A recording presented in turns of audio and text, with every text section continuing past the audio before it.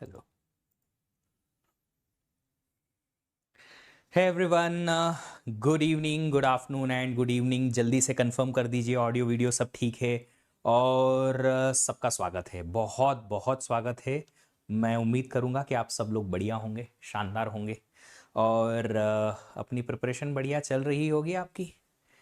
कल के लेक्चर वगैरह सब अच्छे से रिवाइज करके, और आपने कल का जो भी कुछ पढ़ा है उसको दिमाग में रख लिया होगा, है ना?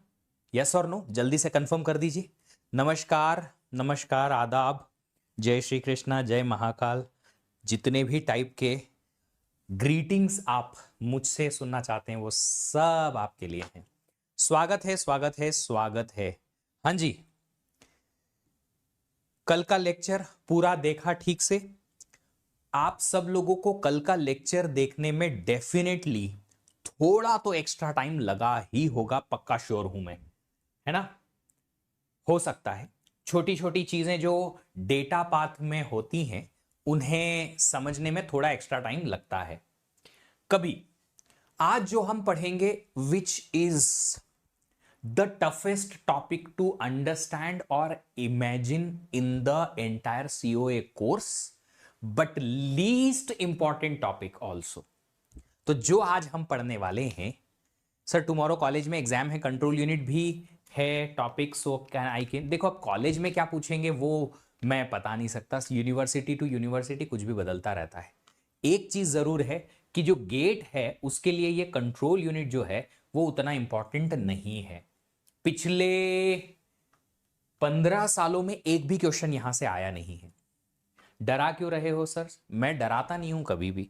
मैंने हमेशा से कहा है मेरे लिए तो सीओए इजी है, बट सीओए को इमेजिन करना आसान नहीं है, क्योंकि ये जो हम पढ़ते हैं वो दिखता नहीं है ना सामने से। मैंने कहा इंस्ट्रक्शन एग्जीक्यूट होते हैं सीपीयू में, दिख कहाँ रहा है हमें? दिखेंगे तो समझ में आएगा। इमेजिन कर पाएंगे या कुछ तो हमारे सामने कुछ हलचल होगी तो समझ में आएगा ना, उससे रिलेटेड कुछ रिफ्लेक्शन देख पाएंगे तो समझ में आएगा। तो ये सब इमेजिनरी चीजें ही है, थॉट्स में ही चल रही हैं। कुछ सामने प्रमाण तो देख नहीं सकते ना, प्रूफ नहीं देख सकते, इसलिए थोड़ा इमेजिन करने में मुश्किल होती है। और ये टॉपिक जो है जो मैं आज एक्सप्लेन करना चाहता हूं, इसको इसलिए टफ बोलता हूं क्योंकि इसमें मैं ज्यादा टाइम स्पेंड करता नहीं हूं, करना भी नहीं चाहता। रीजन सिंपल है, क्वेश्चन नहीं आया ना। पिछले 15-20 सालों में एक भी क्वेश्चन नहीं आया, और मुझे लगता नहीं कि आएगा, क्योंकि आर्किटेक्चरल लेवल पे ये माइक्रो प्रोसेसर की तरफ ज्यादा है। तो हम क्यों फिर टाइम स्पेंड करें, एक एक चीजों को बारीक बारीक बारीक बारीक बारीक तरीके से समझें? क्यों? जितना ऊपर ऊपर से समझ में आ रहा है ठीक है, बस खत्म खेल। सिंपल सी चीज है ना। पर ऐसा है कि पेपर में आया नहीं है। अब टॉपर के लिए ऑफ कोर्स मुझे तो पढ़ाना पड़ेगा, क्योंकि जो टॉपर बनना चाहता है वो इंपॉर्टेंट टॉपिक्स नहीं सोचता। हाँ, इंपॉर्टेंट टॉपिक को प्रैक्टिस ज्यादा कर लेता है, ये जरूरी है, बट इंपॉर्टेंट है वही पढ़ेंगे ऐसा नहीं सोचता, वो सब पढ़ के जाता है। अगर हम लोगों के समय आ गया तो एक एक क्वेश्चन तो आप सॉल्व कर ही दोगे, एटलीस्ट पढ़ा तो रहा हूं। इतना तो पढ़ाऊंगा कि क्वेश्चन समझ में भी आएगा और आंसर भी बनेगा, पक्का। बस ये बात है कि इतना ज्यादा नहीं पढ़ाऊंगा कि आपका टाइम बहुत ज्यादा स्पेंड हो जाए, है ना? अच्छा, एक चीज और आप लोगों से पूछना चाहता हूं, आप लोगों की सेहत बढ़िया है, हेल्थ बढ़िया है? आप लोगों को अपनी हेल्थ का भी अच्छे से ध्यान रखना है। अगर आप दिन भर बैठे रहते हैं कॉलेज में भी, फिर आने के बाद अपनी स्टडीज में भी, तो थोड़ा सा मूवमेंट रखिए, है ना? दिन में थोड़ा टाइम निकाल निकाल के वॉक करते रहिए। अपनी ईटिंग हैबिट्स को सही रखिए, क्योंकि आप सब लोगों को लंबा जाना है, ऑफ कोर्स जीना है ज्यादा। कमाएंगे, कमाने के लिए, खर्च करने के लिए खाली डॉक्टर की फीस थोड़ी देनी है कि डॉक्टर को फीस देते रहो, दवाइयां खाते रहो, और उन्हीं को ही जो भी कमा रहे हो उन्हीं को ही दे दो। जिस तरीके से आजकल मेडिकल एक्सपेंसेस बढ़े हैं, अपनी हेल्थ का ध्यान रखना जरूरी है, ठीक है? तो थोड़ा सा फूड एंड ऑल का ध्यान रखिए। थायराइड अगर आपको है बेटा जी, आप एक्सरसाइज करना शुरू कर दो थोड़ी थोड़ी। ट्राइंग टू लूज वेट, वो हो जाएगा। थोड़ी टेंशन लोगे ना गेट की तो ऑटोमेटिकली वजन चले जाएगा। खा पी के पतले हो गए हैं, खाना खा के पतले हो गए हैं। पतले तो बहुत कम होते हैं खाना खा के, बट आप सब लोग दुबला पतला एंड ऑल का ध्यान मत दो। आप मुझे देखेंगे तो लगेगा नहीं कि अरे इतने दुबले पतले कौन से जिमिंग विमिंग करते हैं, कौन सी ये फिटनेस क्लासेस चलाते हैं एक्सेट्रा। मैं कोई बॉडी बिल्डर नहीं हूं, कि मैं इतने बड़े बड़े डोले बना के घूमूं and all. I want to keep myself fit, इतना कि मैं मूवमेंट कर पाऊं। मुझे उठते वक्त कमर दर्द, हाय, अब दोनों हाथ नीचे उठा के या नीचे रख के और खड़े रहने की जरूरत ना पड़े। 14 चल दिए 10-15 किलोमीटर तो पैर दुखने लगे, ऐसा वाला सीन नहीं चाहिए अपनी लाइफ के साथ। And that is what I am telling you also, fit रहो, कि आपकी बॉडी को यूज करो जितना ज्यादा से ज्यादा हो सके ताकि वो लंबा जी पाए, है ना। चलिए आगे बढ़ते हैं और आज का चीज समझते हैं कि आज हम क्या पढ़ने वाले हैं। कल हमने सीपीयू पढ़ा, सीपीयू के अलग अलग मैट्रिक पढ़े, सीपीयू साइकिल टाइम, सीपीयू का क्लॉक रेट, कैसे क्लॉक रेट से साइकिल टाइम निकलता है वो। फिर हमने देखा सीपीआई, साइकिल पर इंस्ट्रक्शंस, एमआईपीएस, सीपीआई को एवरेज कैसे निकालते हैं उसका एक एग्जाम्पल, और फिर एक क्वेश्चन गेट का हमने देखा जिसमें एक दो प्रोसेसर्स की कंपैरिजन बता रखी थी। फिर एमआईपीएस और डेटा पाथ देखा। डेटा पाथ क्या होता है हमने देख लिया आज डेटा पाथ, और डेटा पाथ से कंट्रोल यूनिट हम सीखने वाले हैं। हार्डवायर्ड और माइक्रो प्रोग्राम दो टाइप की कंट्रोल यूनिट बनती है, वो हम देखने वाले हैं। टाइम मिलेगा तो फिर रिस्क सिस्क के प्रोसेसर्स के बारे में भी बात करेंगे, ठीक है। चलिए आगे बढ़ते हैं और ये वाला एग्जाम्पल देखते हैं। देखिए क्लास के पहले 5 मिनट मैंने लेके और ये पूरा फिल किया ताकि टाइम वेस्ट ना हो हमारा। इसमें एक बार चेक कर लो, हमने जो कल पढ़ा था डायग्राम, इसमें सब चीज एज इट इज है या कुछ चीज मिसिंग है इसमें? Anything missing? ध्रुव, सीएन के लिए एक नए टीचर हमने ऑलरेडी ऑनबोर्ड कर लिए हैं, बट उनका करंट वर्क कमिटमेंट ऐसा है अभी कि उनका नाम हम रिवील नहीं कर सकते।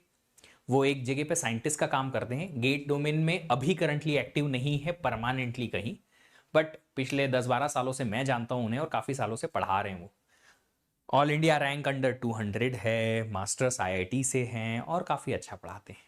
एएलयू के सिग्नल छूट गए, जेलो एएलयू के सिग्नल क्या आएंगे यहाँ पे? Function code.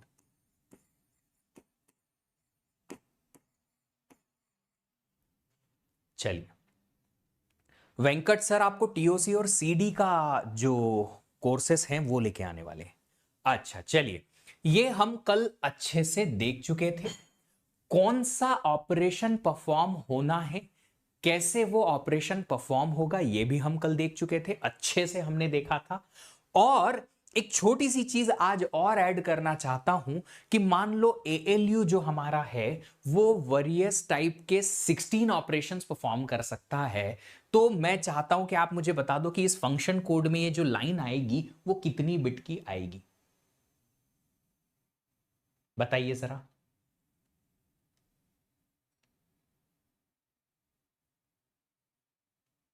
4 बिट लिख दूं? 4 bits as assuming ALU can perform 16 types of operations। ठीक है इतना? ये जो मैंने लिखा है ये विजिबल भी है, समझ में भी आ रहा है जो लिखा है वो, है ना। चलिए आगे बढ़ते हैं और हम इस चीज को समझने की कोशिश करते हैं कंट्रोल यूनिट के फॉर्म में, जो हमने कल देखा था कि अगर मान लो मुझे इंस्ट्रक्शन फेच करना है तो इंस्ट्रक्शन फेच के जो ऑपरेशंस थे, कौन कौन से ऑपरेशंस थे? माइक्रो ऑपरेशंस याद है? फेच अगर करना है इंस्ट्रक्शन को तो पहले एआर की नहीं पीसी की वैल्यू को एआर में डालना पड़ेगा, फिर एआर की वैल्यू को मेमोरी पे भेजना पड़ेगा एज एड्रेस, और वहां से जो भी डेटा मेमोरी से रीड हो रहा है उसको इंस्ट्रक्शन को डीआर में लाना पड़ेगा, फिर डीआर से इंस्ट्रक्शन को हम आईआर में मूव करा देंगे और पीसी को इंक्रीमेंट करा देंगे। ठीक है, इसके लिए हमने क्या कल सिग्नल्स के लिए इसी चीज को लिखा था या नहीं लिखा था? प्रियांश आपसे अलग से एक सेशन में बात करेंगे बेटा। आप मेरा जो टेलीग्राम ग्रुप है ना उसमें मुझे टैग करके एक मैसेज करिए, आपसे बात करेंगे। This is certainly not the session जब हम गेट के एग्जाम के बाद की बात करें, पर आई विल टॉक। ठीक है, तो अगर हमें पीसी से एआर में डेटा कॉपी करना है तो इसका कंट्रोल सिग्नल के हिसाब से क्या क्या लिखा था हमने, लिख लिया था ना, पीसी से आउट करो और एआर में इन करो। फिर यहां पे एआर में आउट होगा, मेमोरी में रीड होगा, फिर डीआर में इन होगा। इन सब के लिए डीआर में पहले आउट हुआ, डीआर से इंस्ट्रक्शन चलिया कहां चल गया, ये पहुंचा आईआर में, तो आईआर में उसको इन करा दो और पीसी में इंक्रीमेंट करा दो। ये सारे सिग्नल्स चाहिएंगे।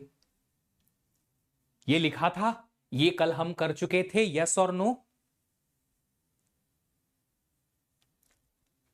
और ये समझ में भी आया था आई गेस सब लोगों को। अब मैं गैस ही कर सकता हूं जब तक तुम लोग कंफर्म नहीं करोगे कि ये समझ में आया था कि नहीं आया था, है ना? यस और नो।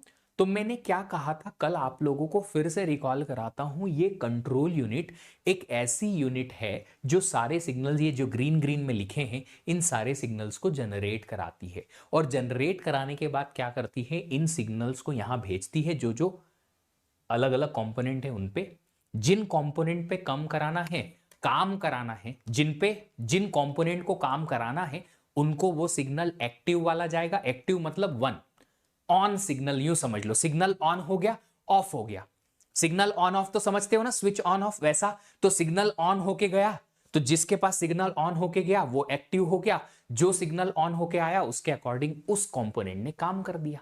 जैसे कि ये, अगर मुझे पीसी से एआर में कंटेंट कॉपी कराना है तो क्या होगा, तो ये होगा कि कंट्रोल यूनिट प्रोग्राम काउंटर को आउट सिग्नल इनेबल करके भेजेगी, ताकि प्रोग्राम काउंटर अपना जो कंटेंट है उसको इस बस पे डाल दे। ये सब जगह दिखेगा, यहां से यहां तक पूरी बस पे रिफ्लेक्ट करेगा, क्योंकि ये तो लाइन है, बाइनरी की बिट है, वो सब जगह दिखेगी। वहां से इसको कौन एक्सेप्ट करेगा, एआर एक्सेप्ट करेगा। तो एआर कैसे एक्सेप्ट करेगा, एआर को सिग्नल जाएगा इन। तो आप बताओ, जितने भी सिग्नल आपको यहां ग्रीन ग्रीन कलर में दिख रहे हैं, उनमें से कौन कौन से सिग्नल ऑन रहेंगे, कौन कौन से सिग्नल ऑन रहेंगे? सर वेट रेडी सिग्नल, इनकी जरूरत नहीं है बेटा, हम सिर्फ कंट्रोल यूनिट से जाने वाले सिग्नल्स की बात कर रहे हैं, मेमोरी से रिटर्न में आने वाली की बात नहीं। नोट्स मतलब ये जो मैं बोल रहा हूं वो भी लिख के आपको दूं, ऐसा बोल रहे हो आप लोग? नोट्स का मतलब क्या? जो आप लोग नोट्स मुझसे मांगते हैं, तो आप एग्जैक्टली क्या चाहते हो कि जो मैंने क्लासरूम में बोला है वो एज इट इज आपको पूरे पूरे डिटेल में नोट्स बना के आपको दे दिए जाएं, ऐसा? मैंने आप लोगों को पहले भी कहा है कि शायद ये चीज मैं कर भी सकता हूं, मेरे पास ऑलरेडी नोट्स हैं भी, बट मैं करना नहीं चाहता, क्योंकि जब आप खुद से नोट बनाते हो आपका एक बार का रिवीजन होता है, और ये रिवीजन जो आपको है लॉन्गेटिविटी देगा, क्योंकि लिख के ज्यादा दिन तक याद रहता है रादर देन सिर्फ पढ़ के। ये आपने बचपन में हिस्ट्री के आंसर्स रटने के लिए यूज की होगी ट्रिक या टेक्निक, कि लिख लिख के याद करो आंसर्स को, तो ज्यादा लंबा याद रहता है, बड़ा बड़ा क्वेश्चन याद आया। तो मैं खुद चाहता हूं कि आप लोग थोड़ा एक्स्ट्रा टाइम स्पेंड करें, याद रहेगा। अब आप बोलोगे सर हमें तो याद रखना ही नहीं है, फिर आप ही मेरे पास आएंगे सितंबर अक्टूबर नवंबर में जब सिलेबस कवर हो जाएगा और बोलोगे सर जो आपने पढ़ाया था सीओ तो हम भूल गए, याद भी नहीं है कि ये टॉपिक पढ़ा था, सर वो क्वेश्चन सॉल्व नहीं हो रहे, सर दिमाग में कंटेंट रिटेन नहीं हो रहा। इस सब के लिए आपका खुद का लिखा हुआ नोट्स आपको क्या करेगा, हेल्प करेगा। जब आप रिवीजन करने जाओगे किसी दूसरे के नोट्स में ढूंढने में पता नहीं आपको टाइम लगेगा, ये चीज कहां लिखी थी, वो चीज कहां लिखी थी। आप खुद लिखोगे तो आपको ढूंढना आसान हो जाएगा, रिकॉल करना आसान हो जाएगा, रिवीजन आसान हो जाएगा। ये एक प्रोसेस है लर्निंग का, एक्स्ट्रा एफर्ट्स लगाना नहीं, ये एक्स्ट्रा एफर्ट्स नहीं है, ये नॉर्मल एफर्ट्स हैं जो मैंडेटरी है। खुद के लिखे हुए नोट्स है, हमारे पास 1 साल है। और अगर आप लोगों को गेट के साथ कॉलेज भी मैनेज करना है कि सर कॉलेज भी है हमारा, तो फिर शाम 7 बजे एक सेशन देखना आज यूट्यूब पे। शाम 7 बजे ऑलरेडी लग चुका है वो गेट वाला के मेन चैनल पे, कि कॉलेज के साथ में गेट प्रिपरेशन कैसे मैनेज करनी है, उसकी टिप्स और ट्रिक्स दूंगा मैंने खुद ने किया है। और जितनी भी ट्रिक्स जो मैं देने वाला हूं, ये मेरी पर्सनल एक्सपीरियंस के बेसिस पे है, जो थ्रू आउट द ईयर मैंने अपनी जर्नी में और इस जर्नी में किया है। और अगर मैं अपनी जर्नी बताऊं आप लोग, समझते हैं इस बात को। तो मैं अपनी जर्नी बताऊं, मैं सुबह उठता था, कॉलेज जाता था, 6:45 अराउंड उठता था, 7:30 के लिए कॉलेज निकलता था, वहां से 2:30 करीबन कॉलेज खत्म होता था, फिनिश होते होते वापस आते आते हमें 3:15 हो जाता। यहां से मुझे 45 मिनट का ब्रेक मिलता था एग्जैक्टली, जब मैं थोड़ा लंच एक्सेट्रा और आराम। 4 to 6 PM 2 बैचेस होती थी टीचिंग की। You understand? टीचिंग 2 बैचेस पढ़ाता था मैं। यस। वाई? पैसा नहीं था मेरे पास, अर्न करना था so that I can spend money on my internet surfing. Sunday to Sunday internet access करना था, दोस्तों के साथ पार्टी करने के लिए, कभी समोसा खा लिया तो उसका पैसा अरेंज करना था। I didn't want to ask my father for that. Books लेनी पड़ती थी लाइब्रेरी से, क्योंकि बुक्स नहीं होती थी परचेस करने के लिए, कुछ भी करने के लिए पैसा कमाना पड़ता। 4 to 6 teaching, then 6 to 9 PM daily classes GATE का जो मैं पढ़ने जाता था। 10 PM पे वापस आके डिनर करने के बाद पढ़ाई करता था। और ये ओपन एंड डिस्कशन है, कोई फिक्स टाइम नहीं कि इतनी बजे सोना है, कभी 1, कभी 1:30, कभी 2, कभी कभी 2:30 भी बज जाती थी। क्यों? क्योंकि टारगेट है आज का इतना पढ़ना है, मतलब पढ़ना है, डजेंट मैटर फिर कितना टाइम लगे। अगर 12 बजे तक फिनिश होगी चीजें तो खत्म, नहीं 1 बजे तक चीज खत्म हो रही है तो 1 बजे तक। सो मेरा जो ये टारगेट था, वो टारगेट ये था कि इतना खत्म करना है, कल की इंतजार नहीं करनी है, ये खत्म करना आज ही खत्म करना है, तभी सोना है। अब सोने में टाइम कम मिले डजेंट मैटर, पर फिनिश आज ही करना है, ये मेरा शेड्यूल होता था। टाइम टू टाइम नहीं चला मैं कभी कि इतने घंटे पढ़ेंगे, घंटे से कोई फर्क नहीं है। टारगेट जो सेट होता है वो वर्क का सेट होता है कि इतना काम आज करना है, करना है, फिर वो कितना भी टाइम लगे उसमें doesn't matter. And that's how I prepared. और अगर ये आया है उस शेड्यूल में तो तुम भी कर सकते हो। ऑल इंडिया फाइनल ईयर में वीकेंड पे मुझे सैटरडे संडे मिलते थे, तो 7 आवर्स की पढ़ाई करता था मैं, 6 to 7 आवर्स की। संडे आफ्टरनून के बाद फ्री रखता था, ताकि वीकली एक दिन आधा दिन ऐसा मिले कि हाँ यार मैं रिलैक्स्ड हूं, मजे कर रहा हूं। Sunday half half. बीटेक की बात है बेटा, कॉलेज गेट प्रिपरेशन की बात है। ये गेट प्रिपरेशन के टाइम की बात है, जब मैं गेट की प्रिपरेशन 6 से 9 2-3 घंटे जाता था। और वीकेंड पे 7-7 घंटे पढ़ाई, सुबह से उठते से जैसे कॉलेज का रेगुलर टाइम होता था उसी दिन उसी टाइम पे पढ़ के, एंड जब तक कॉलेज का टाइम रहता था तब तक, शाम में भी, सैटरडे भी क्लासेस होती थी। So it's all about you want to do और you don't want to do. Excuse देने वाले एग्जाम के दिन भी एक्सक्यूज दे के आएंगे, सर माउस नहीं चल रहा, कीबोर्ड नहीं चल रहा, सर ये हो गया, मेरी तबीयत ठीक हो गई, मेरी कमर दर्द हो गई, मेरे ये हो गया, मैं वो हो गया, सर ठोकर लग गई, गिर गए, एटसेट्रा एटसेट्रा, लाखों। और पढ़ने वाला पढ़ भी लेता है। एक स्टूडेंट, अगर मैंने नहीं बताया मैं बता देता हूं, उसके फादर की डेथ हो गई थी एग्जाम के 1 महीना पहले। How his mental situation was, I only know, क्योंकि मैंने उससे बातें की हैं फोन पे। And still he is in IIT Delhi. कैसे? एक्सक्यूज नहीं देना। चलो वापस आओ पढ़ाई पे। अब देखो, एक चीज मेरे से समझ लो, मैं सिंपैथी नहीं दूंगा कभी भी। सर ये प्रॉब्लम आ गई तो प्लीज हमें पुचकार दो बच्चे के जैसा, ऐसे ऐसे कर दो, नहीं, कभी नहीं हो पाएगा। मेरे पास अगर प्रॉब्लम लेके आओगे, मैं सॉल्यूशन ढूंढने की कोशिश करूंगा, पर कभी भी सिंपैथी नहीं दूंगा। तो अगर सिंपैथी चाहिए तो प्लीज मेरे से प्रॉब्लम शेयर मत करिएगा। अगर सॉल्यूशन चाहिए और ट्रूथ के साथ सॉल्यूशन चाहिए तो पूछिएगा। ठीक है, चलिए अभी सुनिए क्या है यहां पे, कि कंट्रोल यूनिट जो है ये सिग्नल जनरेट करती है। मैंने आपसे एक क्वेश्चन पूछा कि अगर प्रोग्राम काउंटर से AR में कंटेंट डालना है तो ये वाले माइक्रो ऑपरेशन के लिए कंट्रोल यूनिट को कौन कौन से सिग्नल ऑन करने हैं और कौन कौन से नहीं।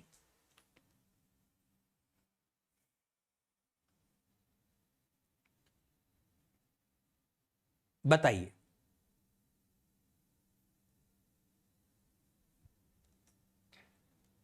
हाँ जी बताइए, कौन कौन से ऑन करने हैं और कौन कौन से नहीं। 2 सिग्नल ऑन होंगे, पीसी का आउट और AR का इन। स्पेशलाइज्ड, स्पेशली आपको बस वही सिग्नल के नाम देने। पीसी पीसी भाई साहब ऐसे नहीं बोलना है सर पीसी और AR के सिग्नल आएंगे। बी स्पेसिफिक, सर पीसी का आउट वाला सिग्नल ऑन होगा और AR का इन, बाकी सब नहीं होंगे। पीसी का आउट, एआर का इन, बस दो सिग्नल ये लिखे हैं, दो सिग्नल एक्टिव होंगे, बाकी सब इनएक्टिव होंगे, ऑफ होंगे। क्या इतना आप समझते हो? यस और नो? इतना समझते हो? अगर ये वाला ऑपरेशन परफॉर्म करना है तो कौन कौन से सिग्नल इनेबल होंगे?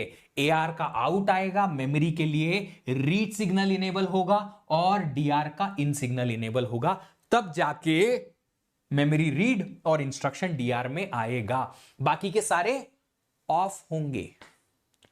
Did you understand that? समझ में आई बात? यस। चलिए अब यहां पे हम थोड़ा सा इसको एक लेवल ऊपर लेके जाने वाले हैं कि कंट्रोल यूनिट में कुछ छोटी छोटी टर्म्स होती हैं।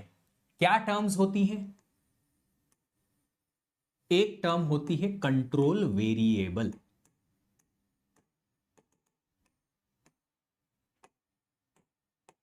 Name of the control signal और कंट्रोल लाइन।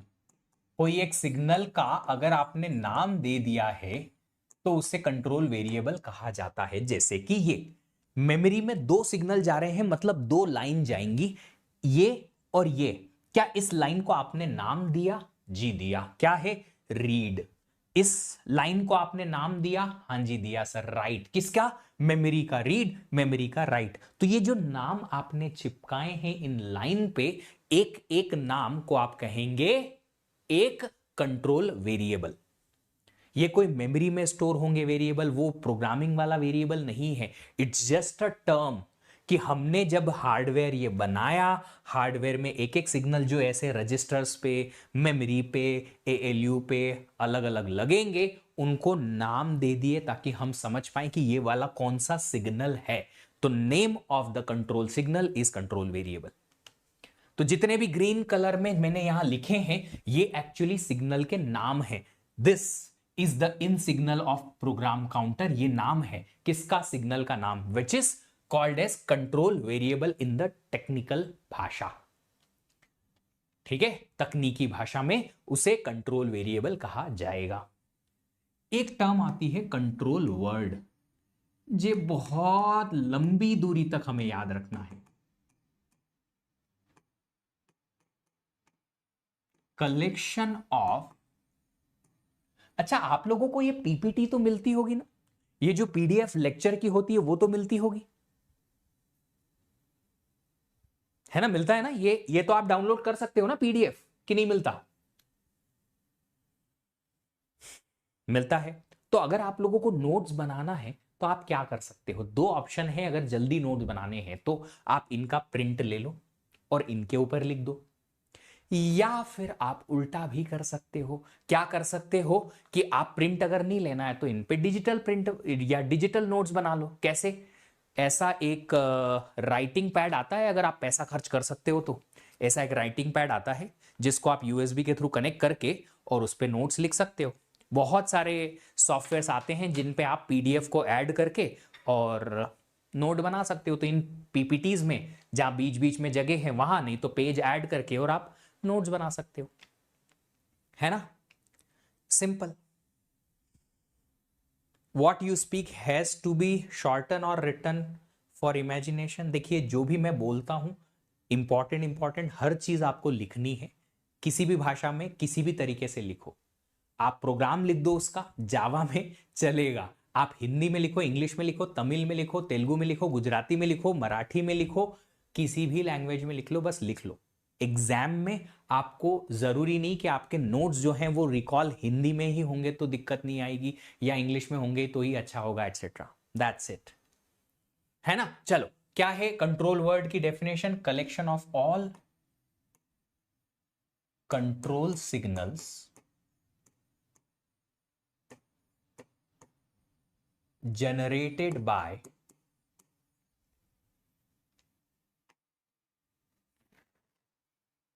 control unit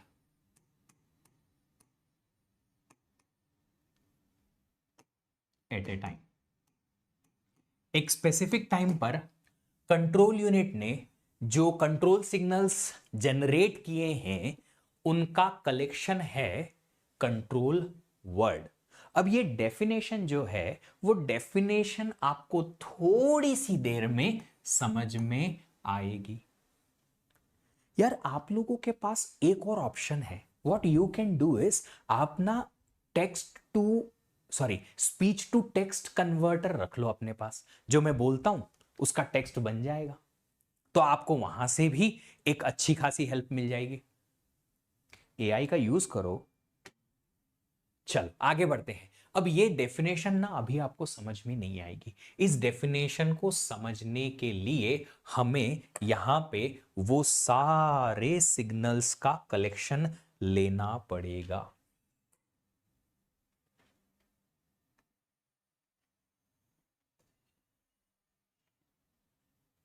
इतना बड़ा बनाया हमने और ये तो छोटू सा हो गया, हमें बड़ा चाहिए। कलर, कलर कहाँ है, ये रहा, ग्रीन। ठीक है, अभी ठीक है, जे बढ़िया।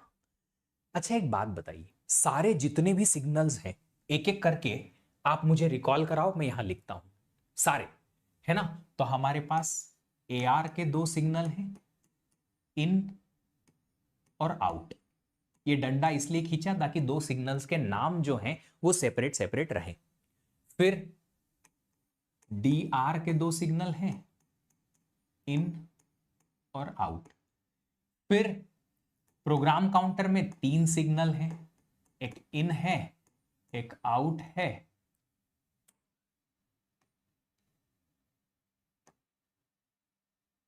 अरे वाह, और एक इंक्रीमेंट भी है, ये स्पेशल है साहब।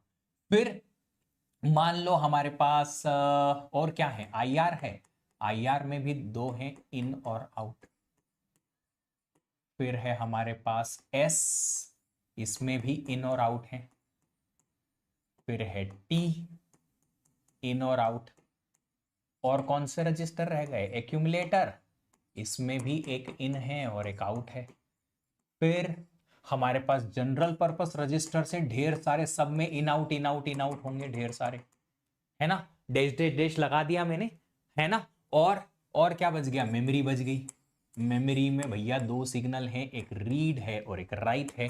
तो रीड के लिए R लिख लेता हूं, राइट के लिए W लिख लेता हूं, कंफ्यूज तो नहीं हो गए, RW क्या है, रीड और राइट, ठीक है। और फिर आलू है, आलू के लिए कितनी बिट है, फंक्शन कोड की 4 बिट है।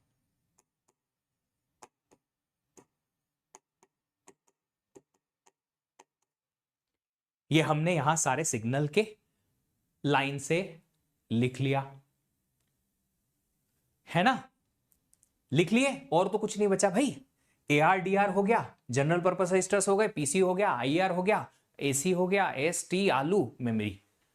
4 5 6 7 8, 4 4 8, 8 तो रजिस्टर है, 3 3 6 7 और 8, फिर मेमोरी और आलू। ओके चलिए, अब मैं चाहता हूं कि आप मुझे बताइए कि अगर मुझे एक माइक्रो ऑपरेशन परफॉर्म करना है,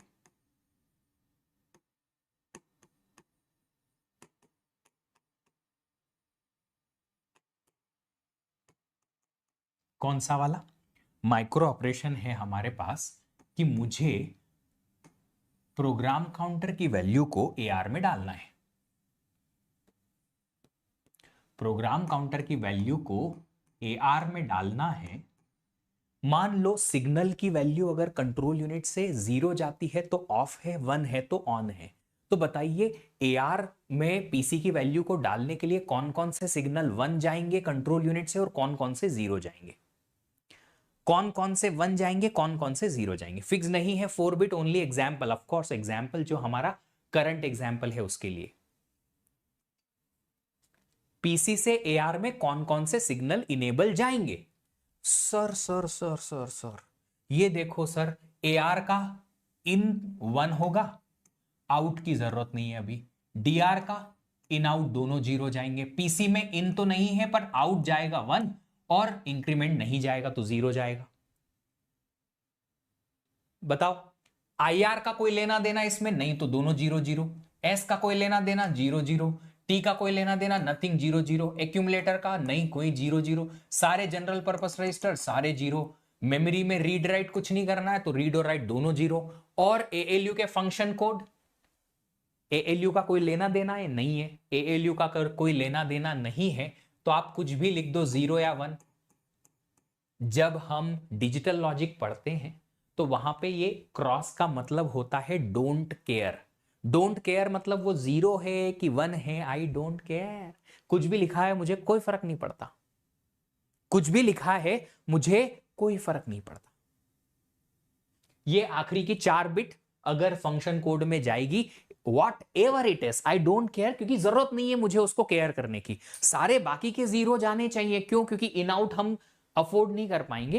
एएलयू में 4 बिट कुछ भी दे दो, एएलयू कुछ नहीं परफॉर्म करेगा, करेगा भी एस में आउट है नहीं, टी में आउट है नहीं, या डेटा जो भी पहुंचेगा पहुंच जाएगा। एक्यूमुलेटर में इन कुछ है नहीं तो इनके डेटा कोई चेंज होने से रहे। एक्यूमुलेटर में इन कुछ होगा नहीं, अगर एएलयू ने कुछ परफॉर्म भी कर दिया, इधर से इधर भी आ गया, कोई फर्क नहीं पड़ेगा।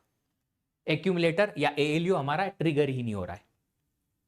क्या ये चीज आपको समझ में आई? एक एक सिग्नल का जो मैंने कलेक्शन ये बताया आपको, डिड यू अंडरस्टैंड दिस? जो येलो कलर में लिखा हुआ है आपके नजरों के सामने, अगर आपको ये बात समझ में आई है तो जो आपकी नजरों के सामने ये बना हुआ है ये है कंट्रोल वर्ड।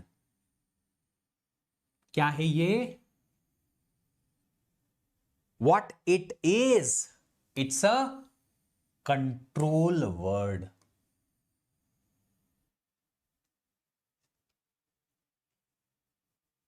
हाँ जी, ALU का आउटपुट इस बस पे तो डायरेक्टली आ नहीं रहा है, तो इस बस की कंटेंट कुछ चेंज नहीं हो रही, एक्यूमुलेटर में अंदर भी कुछ नहीं जा रहा है, तो कोई फर्क नहीं पड़ेगा। ये चीज समझ में आई जो यहां पे लिखा है। जीपीआर की कोई प्रिफर्ड रेंज है क्या? रेंज मतलब क्या होता है बेटा?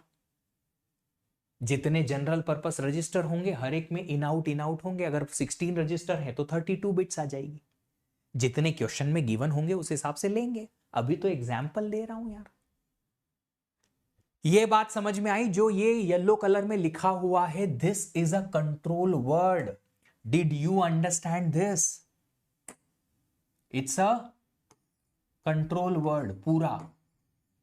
अब ये कंट्रोल वर्ड किसने जनरेट किया है? ये कंट्रोल वर्ड जनरेट किया है कंट्रोल यूनिट ने। ये पहला सिग्नल 1 एआर में जाएगा एज इन, तो एआर में पहला सिग्नल इन गया, दूसरा आउट गया। फिर थर्ड वाला सिग्नल इन डीआर में जाएगा, चौथा डीआर में आउट जाएगा। अब देखो ये जो सीक्वेंस मैंने बना रखी है ना, ये रैंडम है बस फॉर अंडरस्टैंडिंग। ये तो जब आप सीपीयू बनाओगे तब कंट्रोल यूनिट डिजाइन करोगे, जब तार घुसाओगे इधर से उधर कि कंट्रोल यूनिट से पहला सिग्नल कहां गया, दूसरा कहां गया, तीसरा कहां गया, चौथा कहां गया, उसके बेसिस पे आप इसका सीक्वेंस डिसाइड करोगे कि पहला सिग्नल हमने भेज दिया। हार्डवेयर डिजाइन करते करते तार जो है वो लगाए हैं एआर का इन का पहला, फिर दूसरा आउट का, फिर डीआर के इन आउट, फिर पीसी के इन आउट, आईएनसीआर लाइक दिस। तो एक कंट्रोल वर्ड जो है ये आपको दिख रहा है। ये कौन जनरेट करता है? ये कंट्रोल यूनिट जनरेट करती है। तो कंट्रोल यूनिट ये सारे सिग्नल्स का कॉम्बिनेशन जनरेट करेगी। ये एआर में इन जाएगा, ये आउट जाएगा, ये इसमें रिस्पेक्टिवली सारे सिग्नल चले गए। जो जो एक्टिव हैं वो एक्टिव हो जाएंगे, अपना अपना माइक्रो ऑपरेशन परफॉर्म करेंगे।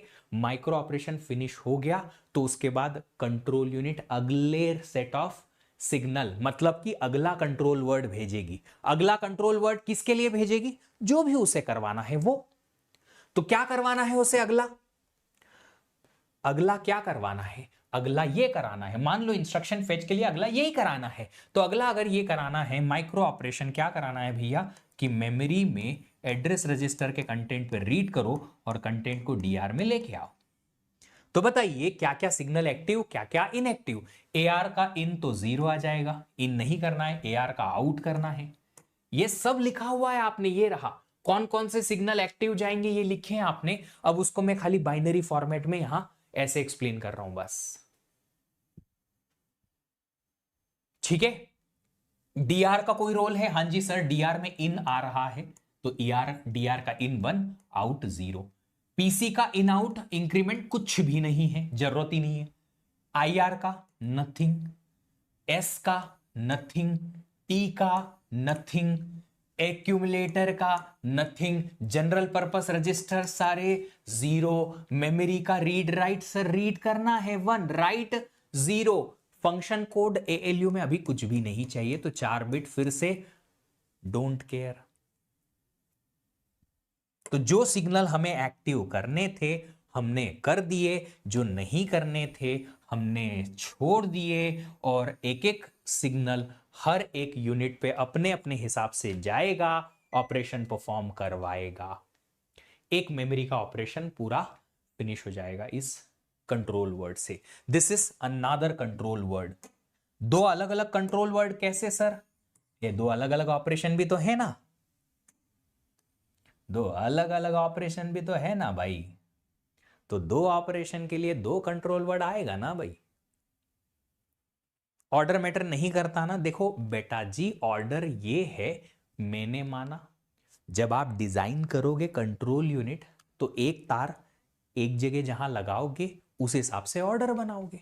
मान लो कंट्रोल यूनिट का जो पहला तार लगाया, पहला वायर, पहला सिग्नल का कनेक्शन लगाया, वो एआर में इन लगाया, इसलिए मैंने यहां लिख दिया। जो लगाओगे वैसा बनेगा। आप हार्डवेयर डिजाइन करोगे ना, ये हार्डवेयर डिजाइन करोगे, सिग्नल ये जो आ रहे हैं इनकी एक एक लाइन बनाओगे ना, तार जोड़ोगे कंट्रोल यूनिट से, बहुत सारे कितने वायर निकल रहे हैं, ये इतने सारे, जितनी बिट है उतने सारे वायर निकल रहे हैं। कौन सा वायर कहां जाएगा वो आप डिसाइड करोगे कि पहला वायर इन सिग्नल जाएगा एआर में, दूसरा आउट जाएगा एआर में। ऐसे जब बनाओगे तब ये सिग्नल का सीक्वेंस वैसा बन जाएगा, बस सिंपल। Got it? अब एक चीज समझिए कि क्या आपको कंट्रोल वर्ड का मीनिंग समझ में आया? Every operation has its own control word, yes of course. हर एक माइक्रो ऑपरेशन जो सीपीयू के अंदर हो सकता है उसका अपना अपना कंट्रोल वर्ड होगा। क्यों? क्योंकि माइक्रो ऑपरेशन परफॉर्म कैसे होता है आप समझिए, बैकएंड पे थोड़ा सा इसको कनेक्ट करिए कि माइक्रो ऑपरेशन परफॉर्म कैसे होता है जब सीपीयू चाहता है। बट कैसे? जब तक कंट्रोल यूनिट उन उन कंपोनेंट को सिग्नल नहीं भेजेगी माइक्रो ऑपरेशन परफॉर्म नहीं होगा।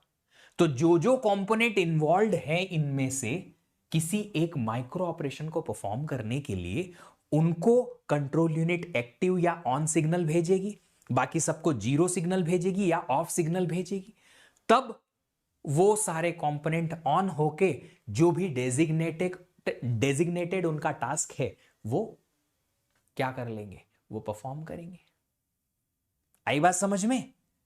आई बात समझ में? Vishnu ji, number of instruction equals to number of control word नहीं है। क्या ये इंस्ट्रक्शन है? Is this an instruction? ये क्या इंस्ट्रक्शन है? ये माइक्रो ऑपरेशन है। सीपीयू में जितनी वेराइटी के माइक्रो ऑपरेशन परफॉर्म हो सकते हैं उतनी वेराइटी के कंट्रोल वर्ड बन सकते हैं। ये वाले हर एक माइक्रो ऑपरेशन के लिए एक कंट्रोल वर्ड है ना? यस। अब सुनिएगा जरा, मैं कुछ कुछ स्टेटमेंट्स बोलूंगा, आप वैलिडिटी बताइएगा कि ये स्टेटमेंट आपके दिमाग के तह तक एकदम लास्ट एंड तक पहुंच पा रहे हैं या नहीं। पहला स्टेटमेंट है कि हर एक माइक्रो ऑपरेशन को परफॉर्म करने के लिए कंट्रोल यूनिट को एक कंट्रोल वर्ड जनरेट करना पड़ता है। एक माइक्रो ऑपरेशन को परफॉर्म करने के लिए एक कंट्रोल वर्ड जनरेट करना पड़ता है। ट्रू। इसको उल्टा बोल लें तो मैं ऐसा भी तो कह सकता हूं कि एक एक कंट्रोल वर्ड एक एक माइक्रो ऑपरेशन के लिए रिस्पॉन्सिबल है, कि एक कंट्रोल वर्ड एक माइक्रो ऑपरेशन परफॉर्म करा सकता है।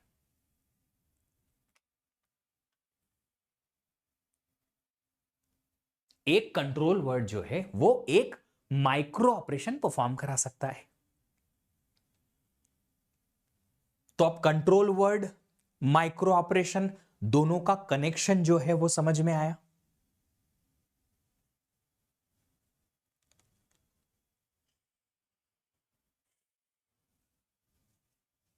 बोलो।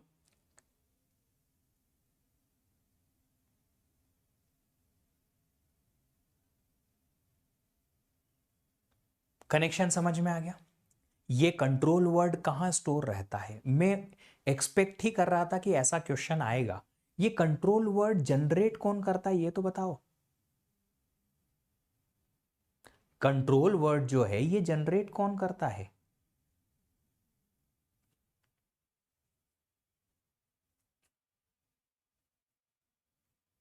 ये सीक्वेंस प्री डिफाइंड है, कौन सा सीक्वेंस? कंट्रोल यूनिट जनरेट करता है। तो ये तो कंट्रोल यूनिट की डिजाइन पे डिपेंड करेगा ना कि कंट्रोल यूनिट ये वाला वर्ड बनाएगा कैसे। वही अगला टॉपिक है कि कंट्रोल यूनिट का ऑर्गेनाइजेशन क्या है, कैसे कंट्रोल यूनिट इसको बनाएगा, ये वर्ड कैसे बनाएगा कि ये सिग्नल 1, ये 0, ये 0, ये 0, ये 1, ये 0, ये कैसे बनाएगा कंट्रोल यूनिट। इसके लिए ही कंट्रोल यूनिट का डिजाइन हम समझते हैं। कंट्रोल यूनिट का डिजाइन कैसे होता है? दो टाइप का होता है कंट्रोल यूनिट ऑर्गेनाइजेशन। कि कंट्रोल यूनिट ऑर्गेनाइजेशन क्या है? अरे इधर आओ भाई। How control unit generates control word. Control word is nothing but signal का कलेक्शन, सारे सिग्नल्स एक साथ इकट्ठे कैसे बनाएगा? How, that is what control unit organisation. ये दो टाइप के होते हैं।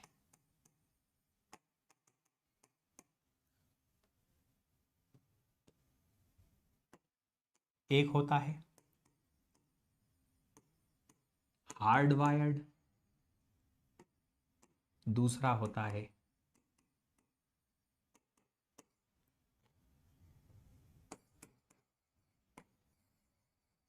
Micro program. वायर्स नहीं, hard wired. Hard wired control unit होती है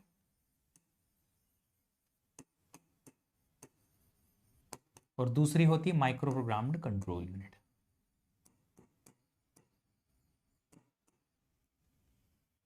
ठीक है,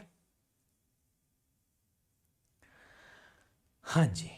कंट्रोल वर्ड से कैसे समझ में आएगा कि कौन सा है, कि कौन सा इन है, कि कौन सा आउट है?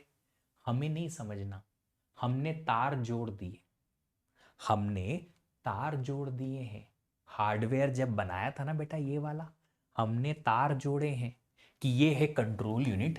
इस कंट्रोल यूनिट से टोटल बताओ तो जरा कितने हैं। मान लो इस जनरल पर्पस रजिस्टर में 16 बिट आ रही है, 16 सिग्नल्स हैं। टोटल सिग्नल काउंट करो कितने हो रहे हैं यहां से। 2 2 4, 2 3 6, 2 चौका 8, 2 5 10, 2 6 12, 2 7 14, 14 और 16 30 और 1 31, 32 33 और 4 37, 37 बिट का सिग्नल निकलते हैं। कंट्रोल वर्ड पूरा 37 बिट का है, तो यहां से 37 बिट निकलेगी आपकी कंट्रोल यूनिट से। जब आप ऐसा हार्डवेयर बनाओगे, आपने कनेक्ट कर दिया ये कि ये वाला जो पहला बिट निकला, सिग्नल निकला, उसको यहां कनेक्ट कर दिया। दूसरा जो सिग्नल निकला उसको यहां कनेक्ट कर दिया। तीसरा जो सिग्नल निकला उसको यहां कनेक्ट किया, चौथे को यहां। तो ये तो आपने जब हार्डवेयर बनाया तब कनेक्ट किया ना। अब कनेक्ट किया है तो बस वही सीक्वेंस लिखा कि पहली बिट कौन सी है, ए आर की इन, दूसरी आउट, डी आर की इन आउट। जिस सीक्वेंस में आपने कंट्रोल यूनिट को हार्डवेयर बनाते वक्त सिग्नल, जिन सिग्नल से कनेक्ट किया था वही सिग्नल मैंने यूज कर लिया। अब वो तो अभी तो मैंने एग्जाम्पल लिया ना।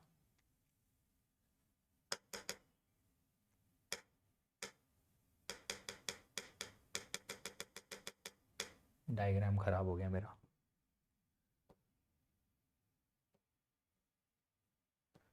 चलिए, हो गया खत्म। बढ़ते हैं आगे और समझते हैं इस चीज को कि ये जो कंट्रोल वर्ड हैं ये जनरेट कैसे होंगे, बनेंगे कैसे।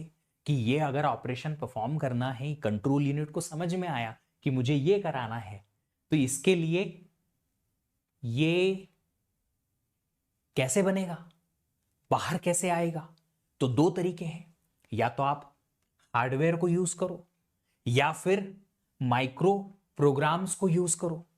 सिंपल सी बात है, आप मिठाई लेने जाते हो किसी शॉप पे तो दो ऑप्शन होते हैं। पहला तो ये कि मान लो आपने बोला भैया आधा किलो जलेबी देना, तो वो गरम गरम पहले जलेबी आपके सामने बनाएगा और फिर आपको देगा आपकी रिक्वायरमेंट के हिसाब से।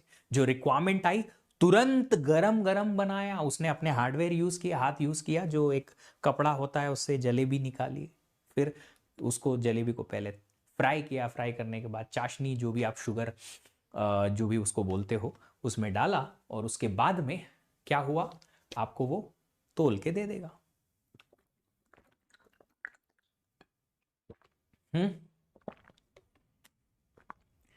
ठीक है। दूसरी ऑप्शन ये होती है कि मिठाइयां बनी हुई है, जैसे आपने बोला उन्हें क्या बना बना के रखी हुई है सारी आपके सामने डिस्प्ले में। तो जैसे ही आपने कहा कि मुझे ये वाली मिठाई 1 किलो दे दो, तो उन्होंने अपना वो स्पेसिफिक बॉक्स निकाला जहां पे वो मिठाई लगी, उसके दिमाग में नजरों के सामने है, तो वहां गया बंदा, उसमें से डब्बे में से उठाई, 1 किलो चाहिए, आधा किलो चाहिए, जितनी चाहिए आपको पैक करके दे दी। तो या तो सिग्नल्स आप तुरंत बनाओ जलेबी की तरह, या सिग्नल्स जो आपके कंट्रोल वर्ड हैं उनको बना बना के एक साथ कलेक्ट करके रख दो डब्बों में, और फिर जब जो रिक्वायरमेंट है उसके हिसाब से डब्बे में से खोल खोल के देते जाओ। वही चीज है यहां पे हार्डवायर्ड वर्सेस माइक्रो प्रोग्राम्ड का। हार्डवायर्ड कंट्रोल यूनिट कहती है कि जब भी कोई माइक्रो ऑपरेशन परफॉर्म करना है तो कंट्रोल यूनिट हार्डवेयर यूज करेगी। मतलब कंट्रोल यूनिट के अंदर पूरे हार्डवेयर्स लगे हैं, logic gates, flip flops, multiplexers, decoders etcetera कुछ लगा हुआ है। कैसे हमको नहीं जानना, पर कुछ तो लगा है कि जैसे ही उसे पता चलता है कि ये करना है तो वो सारे के सारे एक्टिव हो जाते हैं, मतलब कि हार्डवेयर्स एक्टिव हो जाते हैं और हार्डवेयर्स के थ्रू तुरंत ये सिग्नल्स निकल जाते हैं कि पहला वाला सिग्नल 1 गया, दूसरा 0 गया, ये 0 गया, ये 0 गया, ये 0 गया, 1 गया, फिर सारे सारे 0 0 0 चले गए। ऐसा कौन बनाएगा? हार्डवेयर्स बनाएंगे। तो पहला जो हार्डवायर्ड कंट्रोल यूनिट है, इसका मीनिंग है, क्या डेफिनेशन है? Control logic. कंट्रोल लॉजिक मतलब कैसे कंट्रोल सिग्नल जनरेट होता है।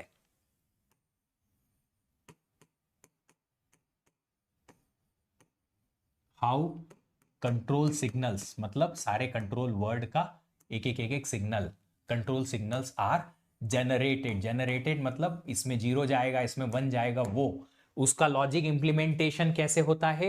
Hardware, flip flop, gate, decoders etcetera, जो अदर डिजिटल सर्किट्स हैं उनके थ्रू होता है। ठीक है। मिठाई का नाम यहां लिखने से ना तो टेस्ट आएगा, ना ही तुम्हारे हाथ में मिठाई आएगी। मिठाई अगर आएगी तो वो आएगी गेट की रिजल्ट के बाद में, और ढेर सारी खाई जाएगी। तो पढ़ लो पहले, है ना। तो control logic implemented with hardware, ये है हार्डवायर्ड कंट्रोल सिग्नल का या कंट्रोल यूनिट का बेसिक लॉजिक, कि कंट्रोल यूनिट जो हमने बनाई, जो ये सिग्नल जनरेट करेगी, उसके अंदर हार्डवेयर्स हैं, और जो रिक्वायरमेंट आती है उसके अकॉर्डिंग हार्डवेयर्स एक्टिव हो जाते हैं, और एक्टिव होने के बाद जो जो सिग्नल उसे जनरेट करना है 1, वो 1 आ जाता है, 0 आता है तो 0 आ जाता है। हार्डवेयर ऐसा हमने बना दिया। अब क्या? अब ये है कि इसका एडवांटेज है कि कंप्यूटर सिस्टम में हार्डवेयर बहुत फास्ट होते हैं, बहुत फास्ट होते हैं। इसीलिए यहां लिखा है कि can be optimised to produce a faster mode of operation, कि ये हार्डवायर्ड कंट्रोल यूनिट जो हमारी बनेगी वो बहुत क्विक होगी, बहुत फास्ट होगी। बट इसमें डिसएडवांटेज भी है। डिसएडवांटेज ये है कि हार्डवायर्ड कंट्रोल यूनिट बनाना एक तो आसान नहीं है। हार्डवेयर्स को कनेक्ट करना, कि हमारी हर रिक्वायरमेंट के लिए ऐसे सिग्नल जनरेट हो जाएं, इज सो डिफिकल्ट, कि अगर सिंपल प्रोसेसर है नॉर्मल नॉर्मल वाला तो ये हार्डवायर्ड कंट्रोल यूनिट काम करेगी। मगर अगर आपका प्रोसेसर का डिजाइन बहुत कॉम्प्लेक्स बन गया, आपने पता नहीं कितना लेवल का सीपीयू कॉम्प्लेक्सिटी बढ़ा दिया, सीपीयू का डिजाइन बहुत ज्यादा कॉम्प्लेक्स हो गया, तो फिर ये हार्डवायर्ड कंट्रोल यूनिट जो है वो आपकी तरह गिव अप कर देती है। जैसे आप अच्छे क्वेश्चन को देख के ये नहीं बन रहा, हमसे हम छोड़ रहे हैं इसको, है ना, नहीं करना ऐसा, पर यहां ऐसा हो रहा है। So what is the disadvantage? पहला डिसएडवांटेज एक तो ये है कि ये सिर्फ सिंपल प्रोसेसर्स के लिए डिजाइन की जा सकती है, अदरवाइज कॉम्प्लेक्स प्रोसेसर्स के लिए डिफिकल्ट होता है। दूसरा डिसएडवांटेज एक ये है इसका, कि एक बार आपने अगर हार्डवेयर अरेंज कर दिए उसके बाद अगर आपसे बोला जाए कि कंट्रोल यूनिट के लॉजिक में चेंज करो, अपडेट करो, कुछ चेंजेस मारो, तो ये चेंज करना आसान नहीं है, क्योंकि आपने हार्डवेयर बना दिए, कनेक्ट कर दिए, लाइन बिछा दी, उसमें फिर आप चेंज नहीं कर पाओगे। तो आपका दो डिसएडवांटेजेस में से एक डिसएडवांटेज तो यहां लिखा है कि rearranging the wires among various components is difficult, मतलब कि कंट्रोल लॉजिक में आप अपडेशन नहीं कर सकते। एक बार आपने हार्डवेयर बना दिया, अंदर हार्डवेयर इंप्लीमेंट कर दिया, तो उसके बाद इसको चेंज करना आसान नहीं होगा। Rearranging the wires among various component is difficult, इसका मीनिंग क्या है? पहले ही पॉइंट का मैं मीनिंग लिख देता हूं कि अपडेशन इन कंट्रोल लॉजिक, कि एक बार आपने लॉजिक इंप्लीमेंट कर दिया कि ऐसे ऐसे ये सिग्नल इनेबल होंगे, ये डिसेबल होंगे, उसके बाद अगर आप अपडेट करने गए तो खत्म, नहीं कर पाओगे, बहुत डिफिकल्ट होगा, क्योंकि वायर अरेंज करने पड़ेंगे, वापस से रीअरेंज करने पड़ेंगे। दूसरा डिसएडवांटेज इसका जो है वो ये है कि it is used for simple CPU designs.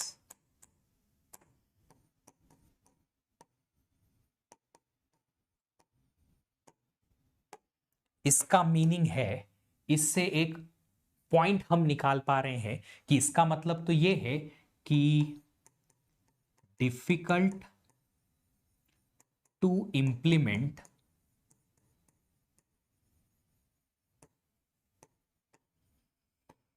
Hardwired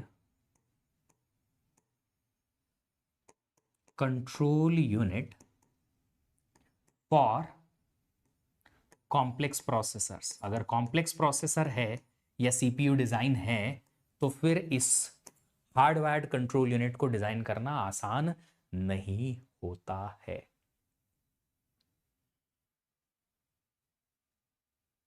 क्या इतना समझ में आई बात?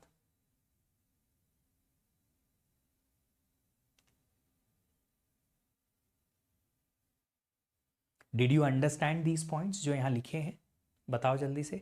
सीपीयू डिजाइन के डेटा फॉर्मेट में कैरेक्टर और यूनिकोड यूज होता है कि नहीं? यूनिकोड यूज नहीं होता है। कैरेक्टर के लिए हम जो यूज करते हैं वो है, किसी को याद है क्या डेटा फॉर्मेट यूज करते हैं? आस्की वैल्यूज यूज करते हैं। आस्की कैरेक्टर के लिए हम यूज करते हैं आस्की फॉर्मेट, नॉट दिस। ये पॉइंट समझ में आ गए, डिसएडवांटेज और एडवांटेजेस? हम्म,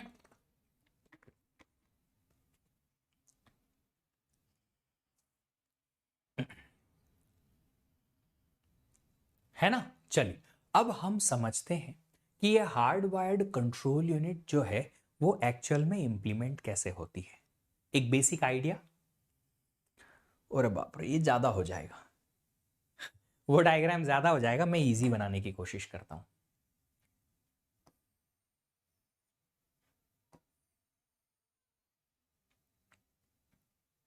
देखो, एक सिंपल सी बात है कि कंट्रोल यूनिट का काम हर एक इंस्ट्रक्शन को एग्जीक्यूट करने के लिए जो है, वो फर्स्ट फ्यू स्टेप्स तो कॉमन है सारे इंस्ट्रक्शंस की। सारे इंस्ट्रक्शन को एग्जीक्यूट करने के लिए कुछ स्टेप्स बहुत सी कॉमन सी हैं। कैसे? इंस्ट्रक्शन को फेच करना है, तो इंस्ट्रक्शन फेच करने के लिए जो माइक्रो ऑपरेशन लगेंगे वो हर एक इंस्ट्रक्शन के लिए सेम लगेंगे। कि पीसी में जो वैल्यू है उसको एआर में भेजो, एआर से एड्रेस को मेमोरी पे भेजो, मेमोरी को रीड कराओ, इंस्ट्रक्शन लाओ, इंस्ट्रक्शन डीआर में आएगा, डीआर से आईआर में लेके जाओ। ये तो हर इंस्ट्रक्शन के लिए सेम है। उसके बाद डिकोड होगा ऑपकोड का। जब डिकोड होगा ऑपकोड का, वहां से हर एक इंस्ट्रक्शन का एग्जीक्यूशन सीक्वेंस बदल जाएगा। क्यों? अगर इंस्ट्रक्शन एडिशन टाइप का है तो कुछ अलग सीक्वेंस में एग्जीक्यूशन आएगा, है ना? उसका तरीका अलग होगा एग्जीक्यूट करने का।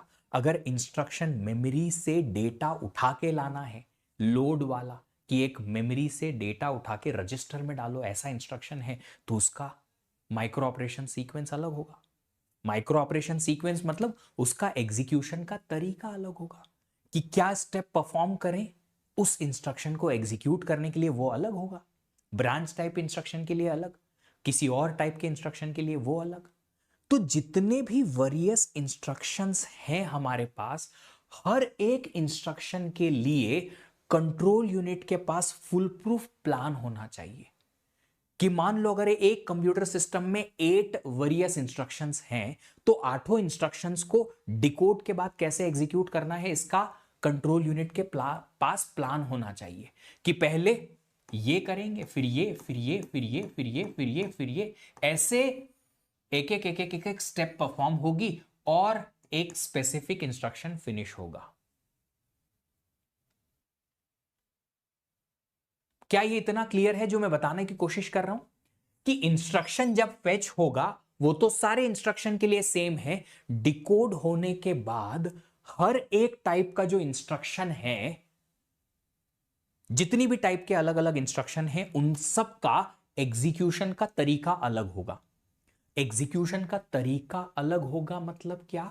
मान लो हमारे पास एक एडिशन इंस्ट्रक्शन है, तो एडिशन इंस्ट्रक्शन के लिए सीपीयू क्या करेगा? कुछ एक माइक्रो ऑपरेशन परफॉर्म करेगा, फिर दूसरा, फिर तीसरा, फिर चौथा, फिर पांचवा, फिर छठा, ऐसे करके करते करते करते कुछ sequence of micro operation perform होंगे और पूरा एडिशन का इंस्ट्रक्शन एग्जीक्यूट हो जाएगा। Did you understand what ever I am saying? एक सिर्फ एक इंस्ट्रक्शन को एग्जीक्यूट करने के लिए सीपीयू को कुछ सीरीज या sequence of micro operation perform करने पड़ेंगे। Are you understanding that? Yes और नो? पर ये तो सर एक बहुत स्पेसिफिक एक ही टाइप के इंस्ट्रक्शन के लिए हुआ ना, वैसा दूसरे टाइप के लिए कुछ अलग सीक्वेंस बनेगा। हाँ, दूसरे टाइप के लिए अलग सीक्वेंस बनेगा। क्यों? क्योंकि ये और ये अलग अलग इंस्ट्रक्शन है, तो इनका एग्जीक्यूशन का तरीका भी अलग होगा। आई बात समझ में? क्या कहा मैंने? आई बात समझ में क्या कहा? तो हर एक इंस्ट्रक्शन के लिए फेच साइकिल तो same to same, execution cycle decode पे या इंस्ट्रक्शन के टाइप पे डिपेंड करेगा। ठीक है, तो हम जब कंट्रोल यूनिट बनाने लगे, जब हम कंट्रोल यूनिट बनाने लगे, तो कंट्रोल यूनिट को हमने क्या दिया? कंट्रोल यूनिट को इनपुट में दिया कि भैया कौन से टाइप का इंस्ट्रक्शन तुम्हें एग्जीक्यूट करना है। सारे जितने भी अलग अलग टाइप के इंस्ट्रक्शन एग्जीक्यूट होते हैं या वो सीपीयू सपोर्ट कर सकता है, उनमें से कौन से वाले टाइप का इंस्ट्रक्शन अभी वाला आया है फेच होके, जिसको कंट्रोल यूनिट तुम्हें एग्जीक्यूट करना है। इसका टाइप मैंने बता दिया कि कंट्रोल यूनिट एग्जीक्यूट करो एडिशन टाइप का इंस्ट्रक्शन। तो कंट्रोल यूनिट को समझ में आया कि कौन से वाले टाइप का इंस्ट्रक्शन मुझे एग्जीक्यूट करना है। अब ये एग्जीक्यूट करेगी कैसे? सिग्नल जनरेट करके। सिग्नल जनरेट करके, हां जी, तो इससे कंट्रोल यूनिट से आउटपुट जो निकलेगा वो क्या निकलेगा? कंट्रोल सिग्नल्स निकलेंगे, है ना। अभी देखो, मैंने एग्जाम्पल जो मैंने रियल वाला डेटा पाथ बनाया था, उसमें सिग्नल के वेरिएबल के नाम क्या लिए थे? एआर का इन, एआर का आउट, डीआर का इन, डीआर का आउट, ऐसे। ये एक्चुअल वेरिएबल नाम है। अभी मैं फॉर जस्ट बेसिक अजम्पशन यहां पे ले लेता हूं सिग्नल सेम टू सेम, ताकि आपको समझ में आए। ये है एआर का इन सिग्नल, जो कहां जाएगा? कंट्रोल यूनिट से जनरेट होके एआर तक पहुंचेगा इन एज इन सिग्नल। ये है एआर का आउट। ऐसे ही लास्ट वाला सिग्नल जो था हमारा एएलयू तक पहुंच जाएगा। फंक्शन कोड है ना, फंक्शन कोड में 4 लाइंस थी, 1 2 3 4, ये ऐसी। तो कंट्रोल यूनिट को हमने इनपुट में क्या दिया? फेच करके और टाइप ऑफ इंस्ट्रक्शन बता दिया कि ये वाला टाइप है। तो कंट्रोल यूनिट क्या करेगी? कंट्रोल यूनिट के अंदर जो हार्डवेयर है वो पहले एक कंट्रोल वर्ड जनरेट करेंगे, 1010 का कॉम्बिनेशन। वो जाएंगे अलग अलग कंपोनेंट पे, वो सारे कंपोनेंट मिलके कोई एक माइक्रो ऑपरेशन परफॉर्म करेंगे, एक माइक्रो ऑपरेशन डन। फिर अगला माइक्रो ऑपरेशन, उसके लिए कंट्रोल यूनिट फिर से क्या जनरेट करेगी? सिग्नल्स। सिग्नल जनरेट किए, ये वाले हार्डवेयर के थ्रू फिर जनरेट हो गए, उसके हिसाब से माइक्रो ऑपरेशन परफॉर्म होगा, दूसरा माइक्रो ऑपरेशन डन, फिर कंट्रोल यूनिट अगला सेट ऑफ कंट्रोल वर्ड या सिग्नल का कॉम्बिनेशन जनरेट करेगी, तीसरा माइक्रो ऑपरेशन परफॉर्म होगा, डन। ऐसे करते करते कुछ certain number of micro operation perform होंगे और पूरा इंस्ट्रक्शन एग्जीक्यूट हो जाएगा। एक टाइप का जब पहला वाला इंस्ट्रक्शन एग्जीक्यूशन डन हो जाएगा तो अगला वाला फेच होगा, फेच होने के बाद डिकोड होके और यहां आएगा, टाइप ऑफ इंस्ट्रक्शन पता चल जाएगा कि ये टाइप ऑफ इंस्ट्रक्शन कौन सा है, टाइप ऑफ इंस्ट्रक्शन इस टाइप का है। तो उसके लिए ये हार्डवेयर के अंदर डिजाइन होगा कि जिस टाइप का इंस्ट्रक्शन आया उसी के हिसाब से ये signals one by one by one by one by one generate होंगे। इतना बेसिक आइडिया क्लियर हुआ? इतना बेसिक आइडिया क्लियर हुआ है ना? अब समझ में कब आएगा कंट्रोल यूनिट को कि एक बार का मैंने जब सिग्नल का कलेक्शन कंट्रोल वर्ड जनरेट करके भेज दिया तो अगला वाला कब भेजना है, नेक्स्ट वाला कंट्रोल वर्ड कब भेजना है, इसके लिए इस कंट्रोल यूनिट के पास आएगा क्लॉक। क्लॉक मतलब डंडा पड़ेगा पीछे से कि एक डंडा पड़ा तो कंट्रोल यूनिट ने सिग्नल भेजे, दूसरा पड़ा तो दूसरे भेजे, तीसरा तो तीसरा। तो क्लॉक क्या करेगा, ये क्लॉक जनरेटर जो है कंट्रोल यूनिट को सिग्नल भेजेगा, चलो अब अगला कंट्रोल वर्ड भेजो। तो इसने यहां 1010 का कॉम्बिनेशन भेजा, एक माइक्रो ऑपरेशन फिनिश हो गया एक साइकिल में। जैसे ही एक साइकिल फिनिश हुई कंट्रोल वर्ड चले गया, माइक्रो ऑपरेशन फिनिश हो गया, फिनिश होने के बाद एक साइकिल फिनिश हो गई सीपीयू की, अगला फिर से एक और क्लॉक आई, अगली सेकंड वाली क्लॉक आई तो कंट्रोल यूनिट ने अगला माइक्रो ऑपरेशन का सिग्नल भेज दिया। फिर तीसरी आई तो तीसरा वाला सिग्नल का कॉम्बिनेशन भेज दिया, चौथी आई तो चौथा भेज दिया, पांचवी आई तो पांचवा भेज दिया। ऐसे करते करते मान लो एक इंस्ट्रक्शन को एग्जीक्यूट करने के लिए 8 साइकिल लगी तो 8 बार क्लॉक आएगी, 8 अलग अलग कंट्रोल वर्ड बनेंगे, 8 माइक्रो ऑपरेशन फिनिश हो जाएंगे, इंस्ट्रक्शन एग्जीक्यूशन डन। सीपीआई 8 हो गया, इंस्ट्रक्शन को एग्जीक्यूट करने के लिए 8 साइकिल लगी, 8 अलग अलग बार क्लॉक आया, क्लॉक के थ्रू हर एक बार कोई तो एक कंट्रोल वर्ड जनरेट हुआ, उसके थ्रू एक माइक्रो ऑपरेशन परफॉर्म हुआ, काम खत्म। ऐसे sequence of micro operation perform होके एक टाइप का इंस्ट्रक्शन पूरा एग्जीक्यूट हो गया।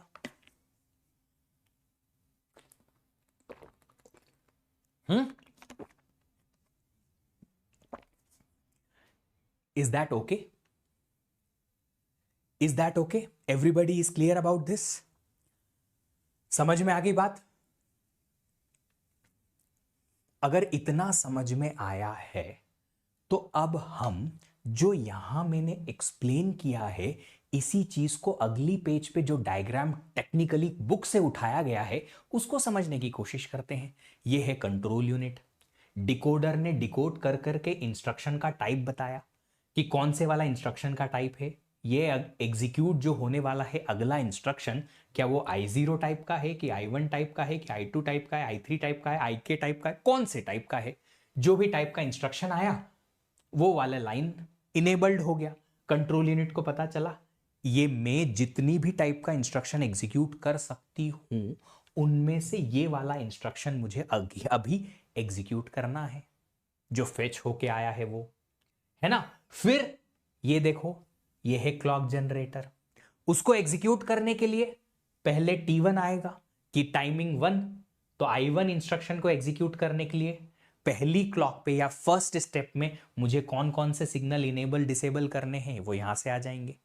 फिर दूसरी स्टेप गई, दूसरा क्लॉक गया तो दूसरी क्लॉक गई, कंट्रोल यूनिट ने कौन से सिग्नल इनेबल डिसेबल किए, तीसरी क्लॉक गई कौन से इनेबल डिसेबल, चौथी कौन सा इनेबल डिसेबल, पांचवा कौन सा इनेबल डिसेबल। जितनी क्लॉक साइकिल लगी एक इंस्ट्रक्शन को एग्जीक्यूट करने के लिए उतनी अलग अलग क्लॉक जाएगी और सिग्नल इनेबल डिसेबल हो जाएंगे। यही ये डायग्राम है। बस एक चीज जो मैंने आपको नहीं बताई वो ये है कि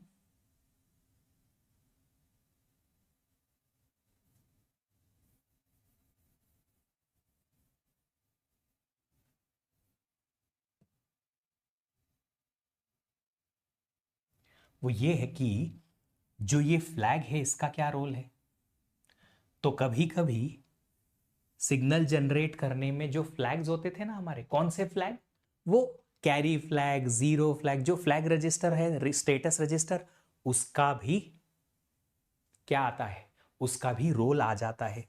अब इसको इग्नोर कर सकते हैं क्योंकि इतना डिटेल में नहीं समझना। डिकोडर कौन बताएगा? डिकोडर देखो मैंने बताया, इंस्ट्रक्शन का एग्जीक्यूशन का फर्स्ट फ्यू सीक्वेंस तो सबके लिए कॉमन है, सारे इंस्ट्रक्शन के लिए। तो फेच के लिए कंट्रोल यूनिट को कुछ अलग से इनपुट लेने की जरूरत नहीं कि अगले इंस्ट्रक्शन को फेच कैसे करना है। फेच का लॉजिक सबके लिए सेम है, तो फेच का लॉजिक तो वो खुद से जनरेट कर सकती है कि अगले इंस्ट्रक्शन को फेच करना है, ठीक है, पहले ये करो, फिर ये, फिर ये, फिर ये, फिर ये। डिकोड करना है तो इंस्ट्रक्शन रजिस्टर से ऑपकोड पार्ट उठाओ, डिकोडर को भेजो, डिकोडर को सिग्नल भेजो, डिकोडर के अंदर लॉजिक है कि वो डिकोड कर देगा। ये सब डिकोड होने के बाद का लॉजिक है। क्यों? क्योंकि उसके बाद ना हर एक इंस्ट्रक्शन का एग्जीक्यूशन का सीक्वेंस बदल जाएगा। प्रणव के लिए सब एक बार तो ताली बजाएंगे। वाह प्रणव, गजब का क्वेश्चन पूछा है। आई एम इम्प्रेस्ड कि या तो मैं पढ़ाना छोड़ दूं या चुल्लू भर पानी में डूब जाऊं, क्या करूं मेरे को समझ नहीं आ रहा। मतलब पूरी रामायण खत्म हो गई, पूछ रहे राम जी कौन है, ऐसे कैसे क्वेश्चन यार। कंट्रोल यूनिट पहली दिन पहली क्लास, सीपीयू के 2 पार्ट, कंट्रोल यूनिट और आलू, और फिर भी ऐसा। यार जान ले लो, मार डालो मेरे को, लिटरली मेरे को वो याद आ रहा है यार, वो पाकिस्तानी क्रिकेटर का एक वो फैन था ना, पाकिस्तानी फैन है ना, ओ भाई मारो मुझे, मारो वाला सीन। यार ऐसे क्वेश्चन मत पूछा करो यार, मेरे को दिल दुखता है कि ऐसी चीजें भी अगर आपको याद नहीं है तो कैसे काम चलेगा। बबुआ पहले दिन की पहली क्लास में ही बताया था, कंट्रोल यूनिट और आलू। इट्स ओके, कोई बात नहीं है, ऐसे क्वेश्चन आते हैं, बट इसीलिए ऐसे क्वेश्चन ना आए इसीलिए मैं कहता हूं डेली रिवाइज करो, लिख लिख के खुद के नोट्स बनाओ, याद रहेगा।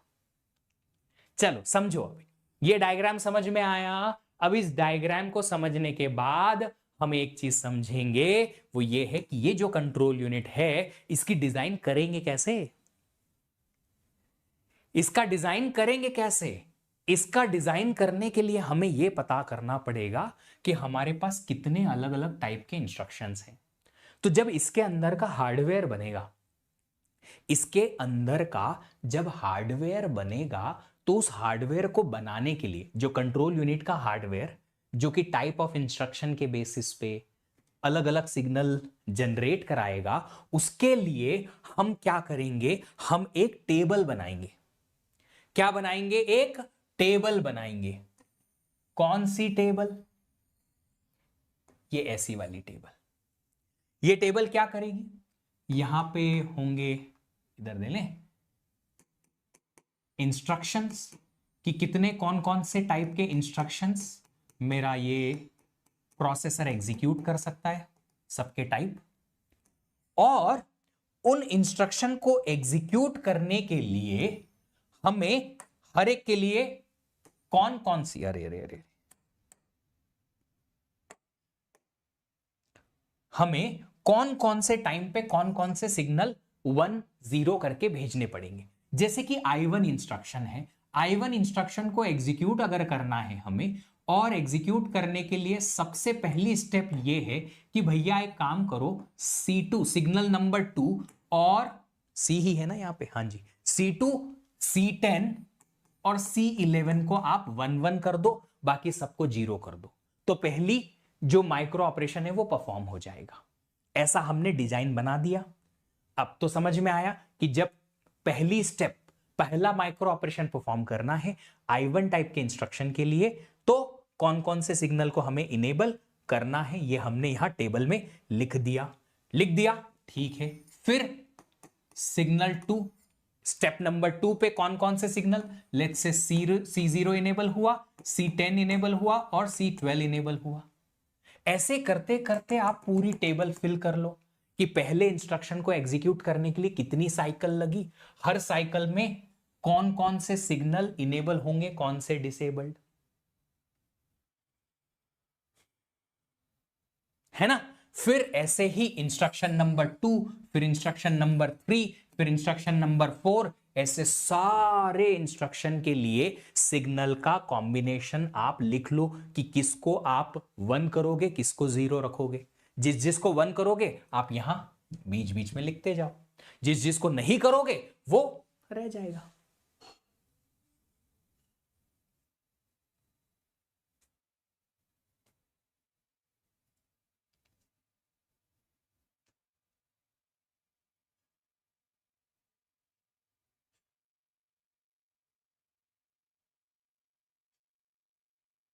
समझ में आई ये टेबल।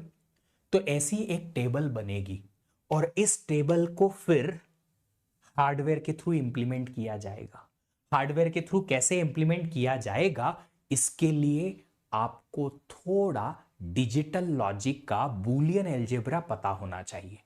जब आप बूलियन अलजेब्रा पढ़ोगे तो आपको समझ में आ जाएंगी चीजें। जैसे कि एक एग्जांपल है, क्वेश्चन है हमारे पास कि एक क्वेश्चन में क्या है कि एक हार्डवायर्ड कंट्रोल यूनिट है जो टोटल 10 सिग्नल जनरेट कर सकता है।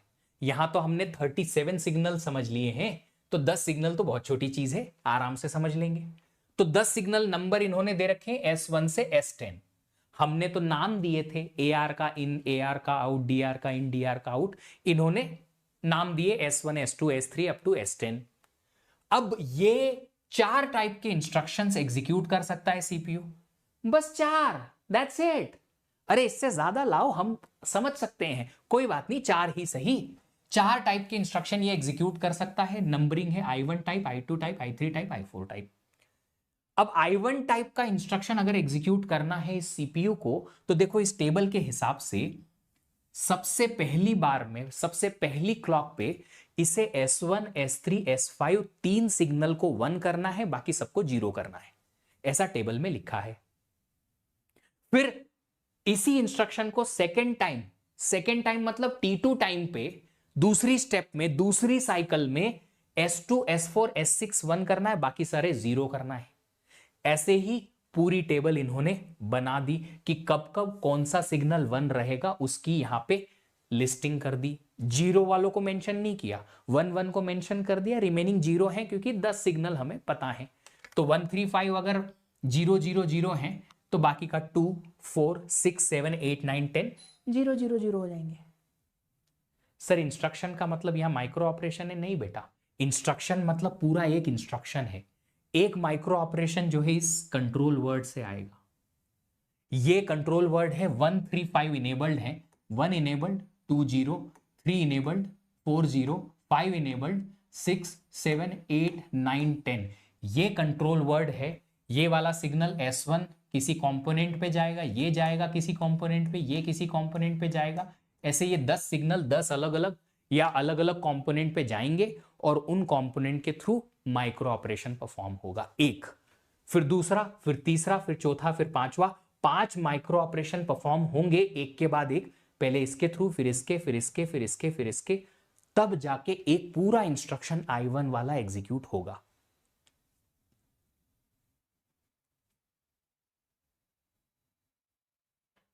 ठीक है, इतना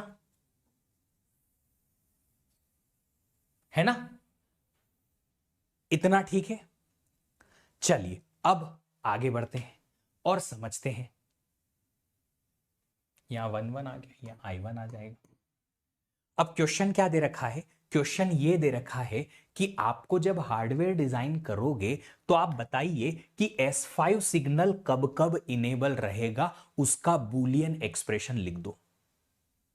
S5 कब कब इनेबल रहेगा उसका बूलियन एक्सप्रेशन लिख दो, ये रहे। और S10 कब कब इनेबल रहेगा उसका बूलियन एक्सप्रेशन लिख दो। अब ये जिसको बूलियन अलजेब्रा पता है वो आसानी से कर पाएगा। तो ये क्वेश्चन सॉल्व करना आपको अच्छे से समझ में आएगा जब आप बूलियन अलजेब्रा पढ़ लोगे। एक ही छोटी सी चीज है जो बूलियन अलजेब्रा की यहां यूज हो रही है और ज्यादा कुछ खास है नहीं। तो देखो S5 कहां कहां इनेबल्ड है, कम से कम उसको मार्क तो कर लें, कहां कहां इनेबल्ड है S5। 1 2 3 4 5 6, बस यहां पे S5 इनेबल्ड है। देखो जरा, मिल गई।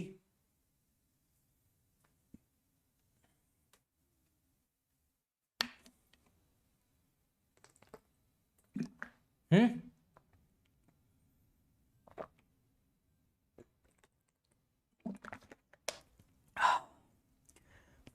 अब S5 अगर इनेबल्ड है तो हम बोलेंगे कि सर I1 इंस्ट्रक्शन के लिए जब T1 टाइमिंग इनेबल्ड रहेगा तब S5 इनेबल्ड है। तो आप इसको बूलियन एक्सप्रेशन में ऐसे लिख सकते हैं I1 इंटू T1। जब I1 भी 1 है, इंस्ट्रक्शन 1 1 है, T1 भी 1 है, किसके लिए?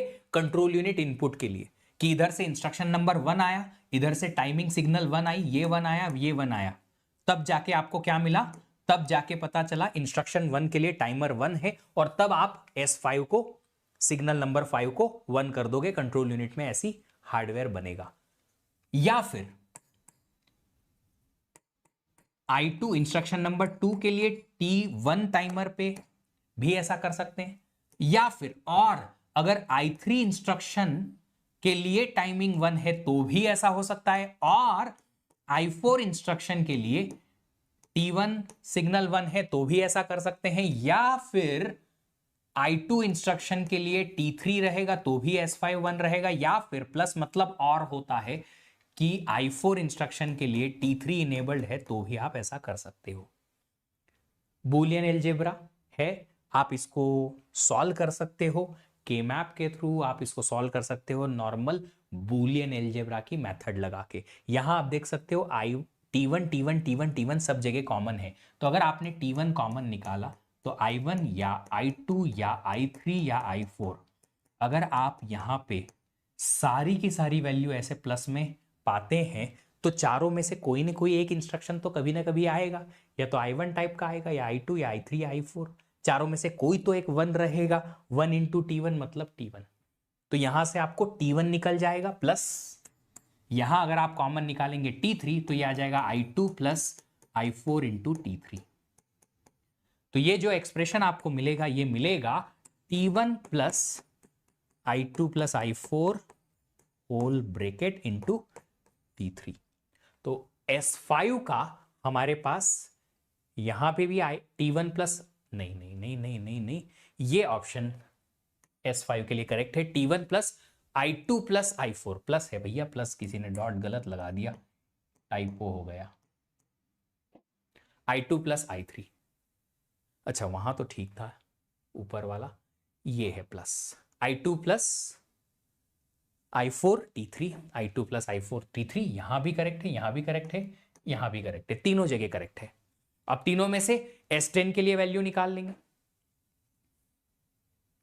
S10 के लिए वैल्यू निकालोगे तो काम बन जाएगा। S10 के लिए निकालते हैं।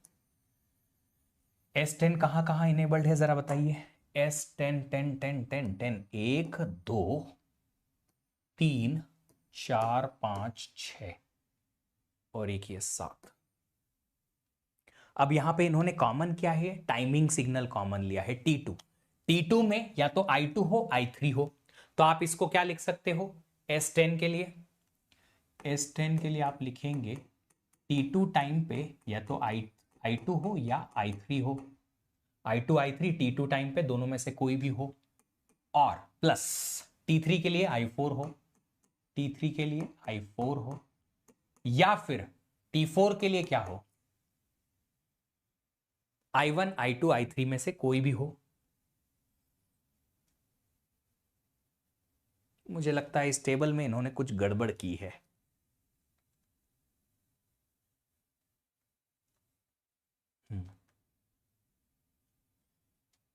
यहां पे S10 नहीं आना चाहिए था, ये वाला जो S10 है ना, ये वाला S10 की जगह यहां कुछ और आएगा, S6 लिख देते हैं चलो। तो ये करेक्ट है क्वेश्चन, S10 और S10 बस यही इनेबल्ड है। तो T4 के लिए I1 I3, T4 के लिए I1 plus I3 only, and then option फिर करेक्ट हो जाएंगे, यहां पे T5 के लिए I4।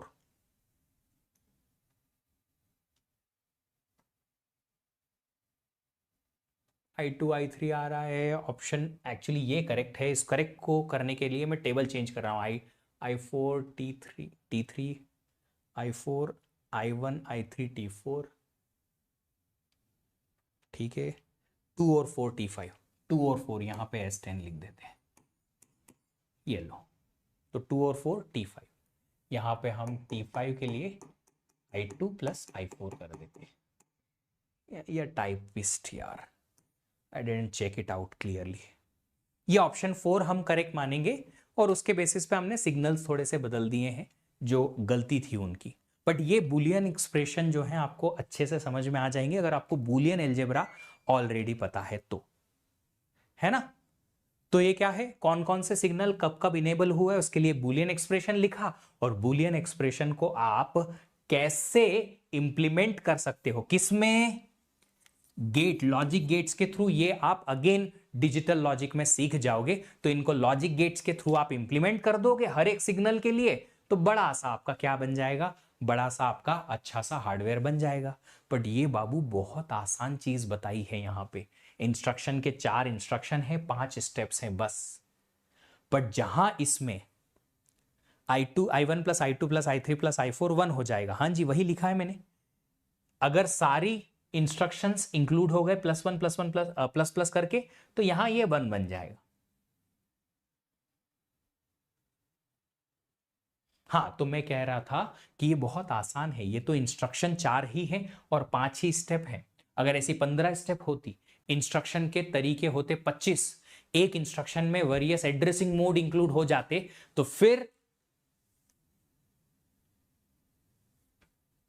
गई भैंस पानी में, है ना। भैंस क्यों जाए सर, गर्मी तो इतनी है कि हम भी चले ही जाए, पानी में ही डूबे रहे, राइट। तो इट्स वेरी सिंपल कि आपको क्या समझ में आएगी कि ये हार्डवायर्ड कंट्रोल यूनिट जो है बहुत टफ है, किसके लिए, इंप्लीमेंट करने के लिए। क्यों, क्योंकि इसमें आपको बहुत ज्यादा कॉम्प्लेक्स हार्डवेयर इंप्लीमेंट करने को बनेंगे। ये हार्डवेयर डिजाइनिंग बहुत टफ हो जाएगी अगर इंस्ट्रक्शन, उनकी सीक्वेंसेस बहुत ज्यादा हो गए तो, ठीक है। तो इसका एक सिंपल तरीका, या कह सकते हैं इसका एक इजी वे आया, जिसका नाम है माइक्रो प्रोग्राम्ड कंट्रोल यूनिट। ये माइक्रो प्रोग्राम्ड कंट्रोल यूनिट क्या कहती है, ये माइक्रो प्रोग्राम्ड कंट्रोल यूनिट कहती है कि मिठाई बना बना के पहले से ही रख लो। हर बार जब कस्टमर आए, फिर कस्टमर के सामने गरम गरम मिठाई बनाए, बहुत टाइम लगता है, कस्टमर को वेटिंग टाइम बढ़ जाएगा, हमारा भी बनाने का टाइम बढ़ जाएगा। सो रादर देन दैट आप क्या करो, मिठाई बना बना के रख लो।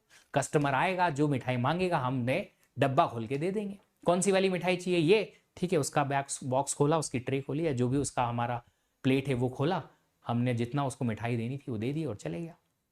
इट्स समथिंग लाइक कि ये कंट्रोल सिग्नल्स जो हमारे 1010 जनरेट हो रहे हैं, कब, अगर हमें पहले से ही पता है कि भैया इंस्ट्रक्शन 1 को एग्जीक्यूट करने के लिए सबसे पहले 1 3 5 1 होंगे, बाकी सारे 0 होंगे, मतलब कंट्रोल वर्ड आएगा ऐसा, पहले 1 आएगा, S2 0 होगा, S3 1 होगा, S4 0 होगा, सिग्नल 5 1 होगा, 6 7 8 9 10 0 होगा।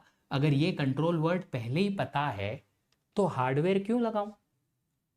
अगर ये पता है कि इंस्ट्रक्शन 1 को सबसे पहले एग्जीक्यूट करने के लिए ये कंट्रोल वर्ड जाएगा, तो हार्डवेयर क्यों लगाऊं, इसको बनाने के लिए हार्डवेयर क्यों लगाऊं, इसको कंट्रोल यूनिट के अंदर एक मेमोरी में सेव कर दूं, तो बना के इसको एक मेमोरी के अंदर रख दिया तो, और जब बोलेगा कोई मुझे कि I1 के T1 पे बताओ क्या सिग्नल जनरेट होगा, तो मेमोरी में जाऊंगा, इसको रीड करूंगा, एक एक सिग्नल को उठाऊंगा, एक जगह पे भेज दूंगा, काम बन जाएगा। आइडिया तो अच्छा है, बना के रख लो ना। हर बार हार्डवेयर के थ्रू लॉजिक गेट्स एटसेट्रा को क्यों बोलूं कि ये भैया इसको 1 करो, इसको 0 करो। ऑलरेडी अगर मुझे पहले से ही पता है कि इंस्ट्रक्शन 1 को एग्जीक्यूट करने के लिए सबसे पहले ये कंट्रोल वर्ड जाएगा। इंस्ट्रक्शन 1 को उसके अगली बार नेक्स्ट कंट्रोल वर्ड क्या है, S10, S21, S30, S41, 50, 61, 7, 8, 9, 10 ये जाएगा। तो ये जो जो कंट्रोल वर्ड जाएंगे उनको मेमोरी पे रख दो, मेमोरी पे रख दो, और जब जब जिस जिस कंट्रोल वर्ड की जरूरत है मेमोरी से रीड करके और कंपोनेंट्स पे भेज दो। फायदा है, थोड़ा तो फायदा है। क्या फायदा है देखता हूं, बताता हूं मैं। तो यही है माइक्रो प्रोग्राम्ड कंट्रोल लॉजिक का बेसिक आइडिया, जो यहां डेफिनेशन में नहीं समझ में आएगा। टेक्निकली आप पढ़ भी लोगे बुक तो आधी चीजें समझ में नहीं आएंगी जो मैंने आपको बताई है कि control logic is implemented with micro programs. ये क्या होता है, नथिंग। मैं इसको डिटेल में लिखता हूं यहां पे, रुकिए जरा, इसका मीनिंग क्या है। ऑल रिक्वायर्ड कंट्रोल वर्ड्स, जो मुझे कंट्रोल वर्ड्स चाहिए वो are stored in a memory inside control unit. ये सीपीयू के अंदर कंट्रोल यूनिट और उसके अंदर एक छोटी मेमोरी है जिसके अंदर ये वर्ड रखे हैं मैंने। रैम रोम का इससे कोई लेना देना नहीं है। रैम रोम अलग, सीपीयू के बाहर है। ये सीपीयू के अंदर कंट्रोल यूनिट के अंदर मैंने मेमोरी लगा रखी है सीपीयू की डिजाइन में, कि जितने कंट्रोल वर्ड हैं उनको मैंने एक मेमोरी के अंदर रख दिया, in a memory inside control unit. फिर full stop, when ever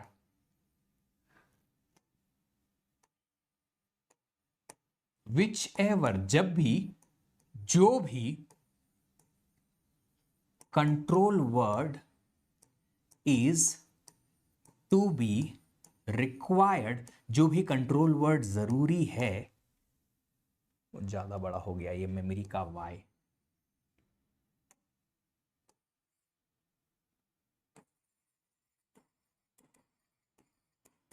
that is read from memory, और रेड फ्रॉम मेमोरी स्पेलिंग एक ही है,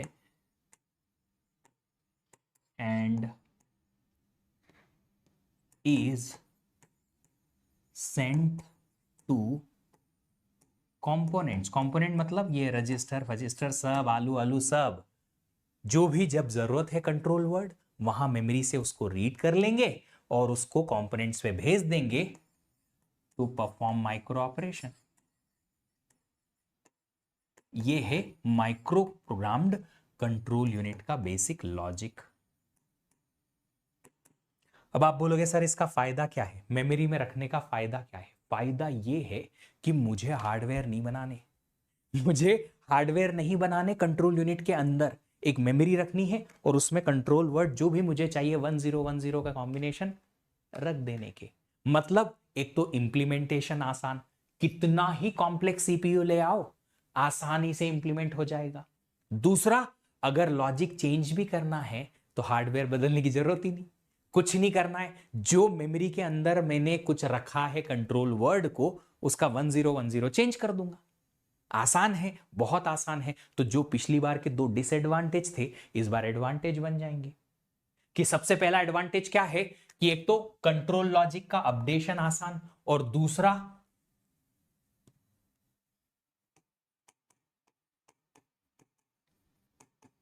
easier to implement for complex CPUs। अगर कोई कॉम्प्लेक्स सीपीयू है तो उसके लिए इंप्लीमेंटेशन भी आसान हो जाएगा।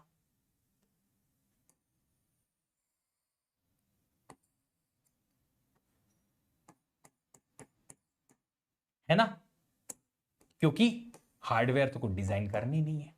पर इसका डिसएडवांटेज है, वो क्या है कि मेमोरी आपके लॉजिक गेट्स या दूसरे हार्डवेयर्स की कंपैरिजन में स्लो होती है। मेमोरी जो है वो हार्डवेयर्स के कंपैरिजन में यहां स्लो होगी। इनपुट पूरा इंस्ट्रक्शन है ना कि माइक्रो ऑपरेशन। यस, इनपुट पूरा इंस्ट्रक्शन है, एक टाइप, इंस्ट्रक्शन का टाइप है, इंस्ट्रक्शन का टाइप। ठीक है, तो यहां क्या है, यहां पे कंट्रोल लॉजिक अपडेट करना आसान हो जाएगा, इंप्लीमेंट करना आसान हो जाएगा कॉम्प्लेक्स सीपीयू के लिए। अच्छा, कॉम्प्लेक्स लिख दिया मैंने कॉम्प्लेक्स की जगह इसको। पर इसका डिसएडवांटेज क्या है, डिसएडवांटेज ये है सर कि ये हार्ड वायर्ड कंट्रोल यूनिट से स्लो रहेगी, क्योंकि मेमोरी रीड राइट स्लो होता है। मेमोरी यहां पे जो लगेगी वो हार्डवेयर के कंपैरिजन में स्लो रहेगी।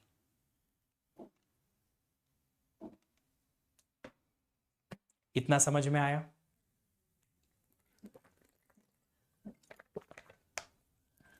बोलो, इतना समझ में आ गया?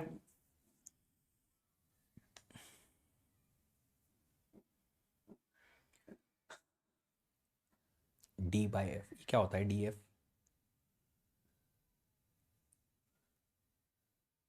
इतना समझ में आ गया सब लोगों को? जल्दी बताओ। चलिए, तो अगर इतना समझ में आया है तो मैं इसको आज यहीं रोकूंगा, क्योंकि आगे की चीजें जो है कॉम्प्लेक्स हो जाएंगी जब तक कि आपको प्रीवियस चीजें नहीं याद रहें। तो आप इस हार्डवायर्ड कंट्रोल यूनिट को जो है, जो भी मैंने आपको बताया है, इसको अच्छे से पढ़ के आओ, समझो। फिर कल माइक्रो प्रोग्राम्ड कंट्रोल यूनिट को मैं आगे लेके जाऊंगा। अगर अभी लेके गया, समझा तो मैं दूंगा, पर इसको समझाते समझाते तुम्हारे सर्किट जो हैं वो फॉल्ट हो जाएंगे, फ्यूज हो जाएंगे, शॉर्ट सर्किट हो जाएगा। ठीक है, टाइम के हिसाब से फिर हार्डवायर्ड इज बेटर, फास्टर है, ऑफकोर्स फास्टर है, बट टफ है इंप्लीमेंट करना, इसलिए हम माइक्रो प्रोग्राम की तरफ जाते हैं। तो कल माइक्रो प्रोग्राम, उसकी कंपैरिजन, रिस्क वर्सेस सिस्क के सीपीयू की डिजाइन, और एक छोटा सा टॉपिक बाइट ऑर्डरिंग और बचा है, वो हम कल फिनिश करके और इसको पूरा फिनिश कर लेंगे। तो आज हमने सीपीयू पढ़ा, सीपीयू का डेटा पाथ का कंट्रोल यूनिट ऑर्गेनाइजेशन देखा, हार्डवायर्ड कंट्रोल यूनिट देखा, माइक्रो प्रोग्राम कंट्रोल यूनिट देखा। ठीक है, चलिए। प्रीवियस होमवर्क यार वो भी आज मैं अपनी पीपीटी में लाया नहीं। मैंने कहा था ना कि जब आपका ये चैप्टर फिनिश होगा तो मैं जब लाऊंगा, ऐड करूंगा, तब आपको ये कर दूंगा। तो कल हम इस कंट्रोल यूनिट को पूरा फिनिश करेंगे, और उसके बाद थोड़ा अगर हमारा टाइम मिलेगा तो हम अगला चैप्टर जो हम डिस्कस करेंगे वो है, एक छोटा सा टॉपिक है जो हम कभी भी ले सकते हैं, वो है फ्लोटिंग पॉइंट रिप्रेजेंटेशन, वो फिनिश करेंगे। ठीक है, डीपीपी आपको मिलेगी तब जब ये कल हम डिस्कस कर लेंगे उसके बाद। तो आज का मतलब कल का डिस्कशन हो जाएगा सीपीयू चैप्टर का बचा हुआ, उसके बाद आपको डीपीपी के क्वेश्चंस जो है मिलेंगे।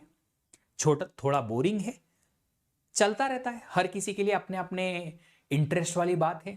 किसी को क्रिकेट देखना बोरिंग लगता है, किसी को अच्छा लगता है, किसी को टेस्ट मैच देखना अच्छा लगता है, किसी को बोरिंग लगता है, किसी को फुटबॉल देखना बोरिंग लगता है, किसी को अच्छा लगता है। Your interest. इस वीक एक इंटरेक्टिव सेशन रखिए वीकेंड पे।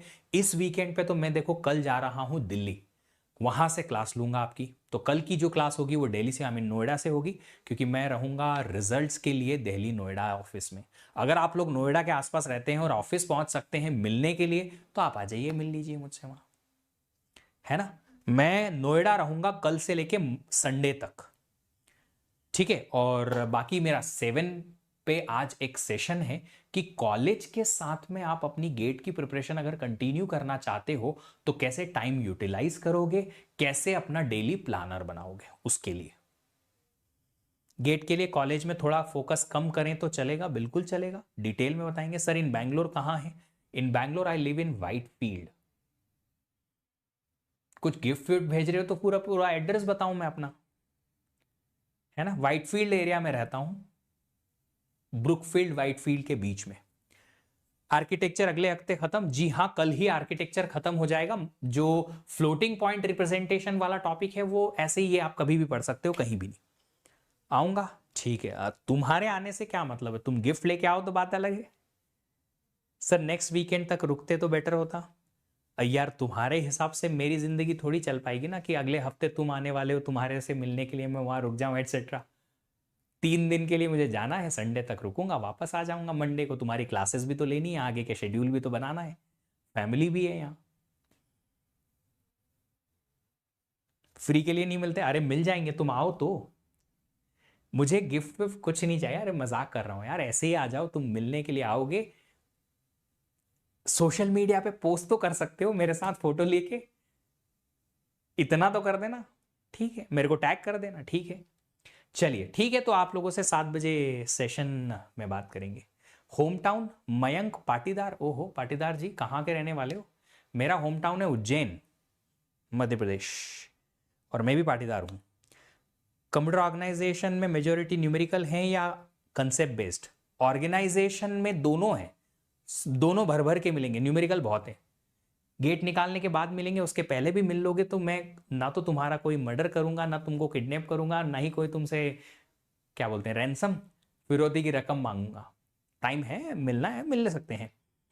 यूट्यूब चैनल का नाम गेट वाला, GATE, ये जो लिखा है उस चैनल का नाम। मैं भी उज्जैन से ही, उज्जैन के पास विलेज, कौन सा विलेज? चमन गुन गमगांव कर। PYQ साथ साथ लगाना है क्या? देखो PYQ के लिए अगर आप लोगों को मैंने नहीं बताया है तो मैं बता देता हूं कि आप लोग जैसे जैसे चैप्टर फिनिश होगा मैं क्लास में अनाउंस करूंगा। जैसे मैंने लास्ट क्लास में बोला था कि जब हमारा एड्रेसिंग मोड फिनिश हो गया है तो आप उसके PYQs लगा लो। एड्रेसिंग मोड और इंस्ट्रक्शन चैप्टर के सारे PYQs अब आप लगा लो, है ना। फिर जब ये कंट्रोल यूनिट फिनिश हो जाएगा उसके भी आप PYQ लगा लेना, ऐसा कर लेंगे। नाम लिख दो यार मेरा पूरा, इंदौर, ओहो इंदौर से। सोशल मीडिया, अरे मेरा पूरा नाम अगर आप लिख दोगे ना, ये इतना यूनिक है कि आपको दूसरा कोई पर्सन नहीं मिलेगा इस नाम से। ये रही मेरी पूरी नाम की स्पेलिंग, इतना यूनिक है कि इस नाम का कोई भी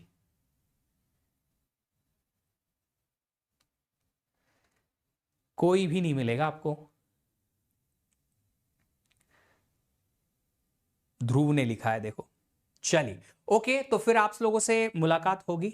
सर प्रॉब्लम सॉल्विंग के लिए बुक एक्सेप्ट PYQ नहीं, और कुछ बुक की आपको जरूरत नहीं है मेरे ख्याल में। आप प्रॉब्लम सॉल्विंग के लिए अभी फोकस करिए मेरी DPP और वीकली टेस्ट पे, प्लस आप लोग फोकस करिए PYQs पे। जब इतना हो जाएगा, सारे कोर्सेज फिनिश हो जाएंगे, तब एट दी एंड सबसे आखिरी में आप लोग जो है टेस्ट सीरीज लीजिएगा 2-3 अलग अलग, और फिर वहां से सारे टेस्ट देने की कोशिश कीजिएगा, आपकी प्रैक्टिस अच्छी हो जाएगी, है ना। मेरे नाम से ज्यादा यूनिक है नहीं, आपके नाम से ज्यादा यूनिक तो नहीं है, बट मेरा भी यूनिक ही है। नोट्स आप जो बोलते हैं बिल्कुल हर एक चीज लिखिए।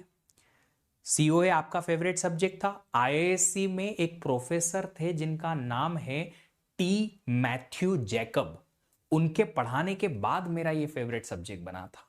जब उन्होंने मुझे पढ़ाया IISc बैंगलोर में ये कोर्स, और जब मैंने पढ़ा तब समझ में आया कि वाह क्या गजब का ये कोर्स है। बस उन्होंने मेरी जिंदगी चेंज की। TOC आप कैसा लगता है? TOC जब मैं था तब तो मुझे अच्छा लगता था, स्कोरिंग कोर्स लगता था, क्वेश्चन बन जाते थे, लॉजिकल होते थे, ट्रिक समझ में आ गई, बन गया क्वेश्चन। अरे इंडिया के ही हैं, साउथ इंडियन हैं वो, और आई गेस वो केरला से। आई डोंट रिमेंबर एग्जैक्टली उनका जो भी नेटिव एटसेट्रा है कहाँ से है, बट वो है। विश्वदीप का मतलब एक्चुअली जो है वो है सूरज से, सन, द सन, जो कि पूरे दुनिया को उजाला करता है। बिट्स में लाइफ कैसा होता है? ठीक है, बिट्स पिलानी में मुझे नहीं पता, मैं कैंपस में कभी गया नहीं। मैंने एक बिट्स पिलानी से एमटेक जरूर किया है सेकंड, बट वो डिस्टेंस लर्निंग से था।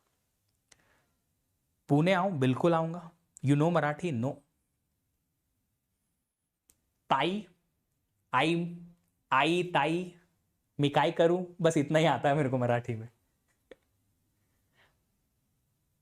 Of course I know English, इतनी पता है कि तुमसे इतना बात कर सकता हूं कि तुमको मैं अपनी भाषा को या तुमको अपनी कम्युनिकेशन को पहुंचा सकता हूं, जो भी मैं सोचता हूं उसे पहुंचा सकूं।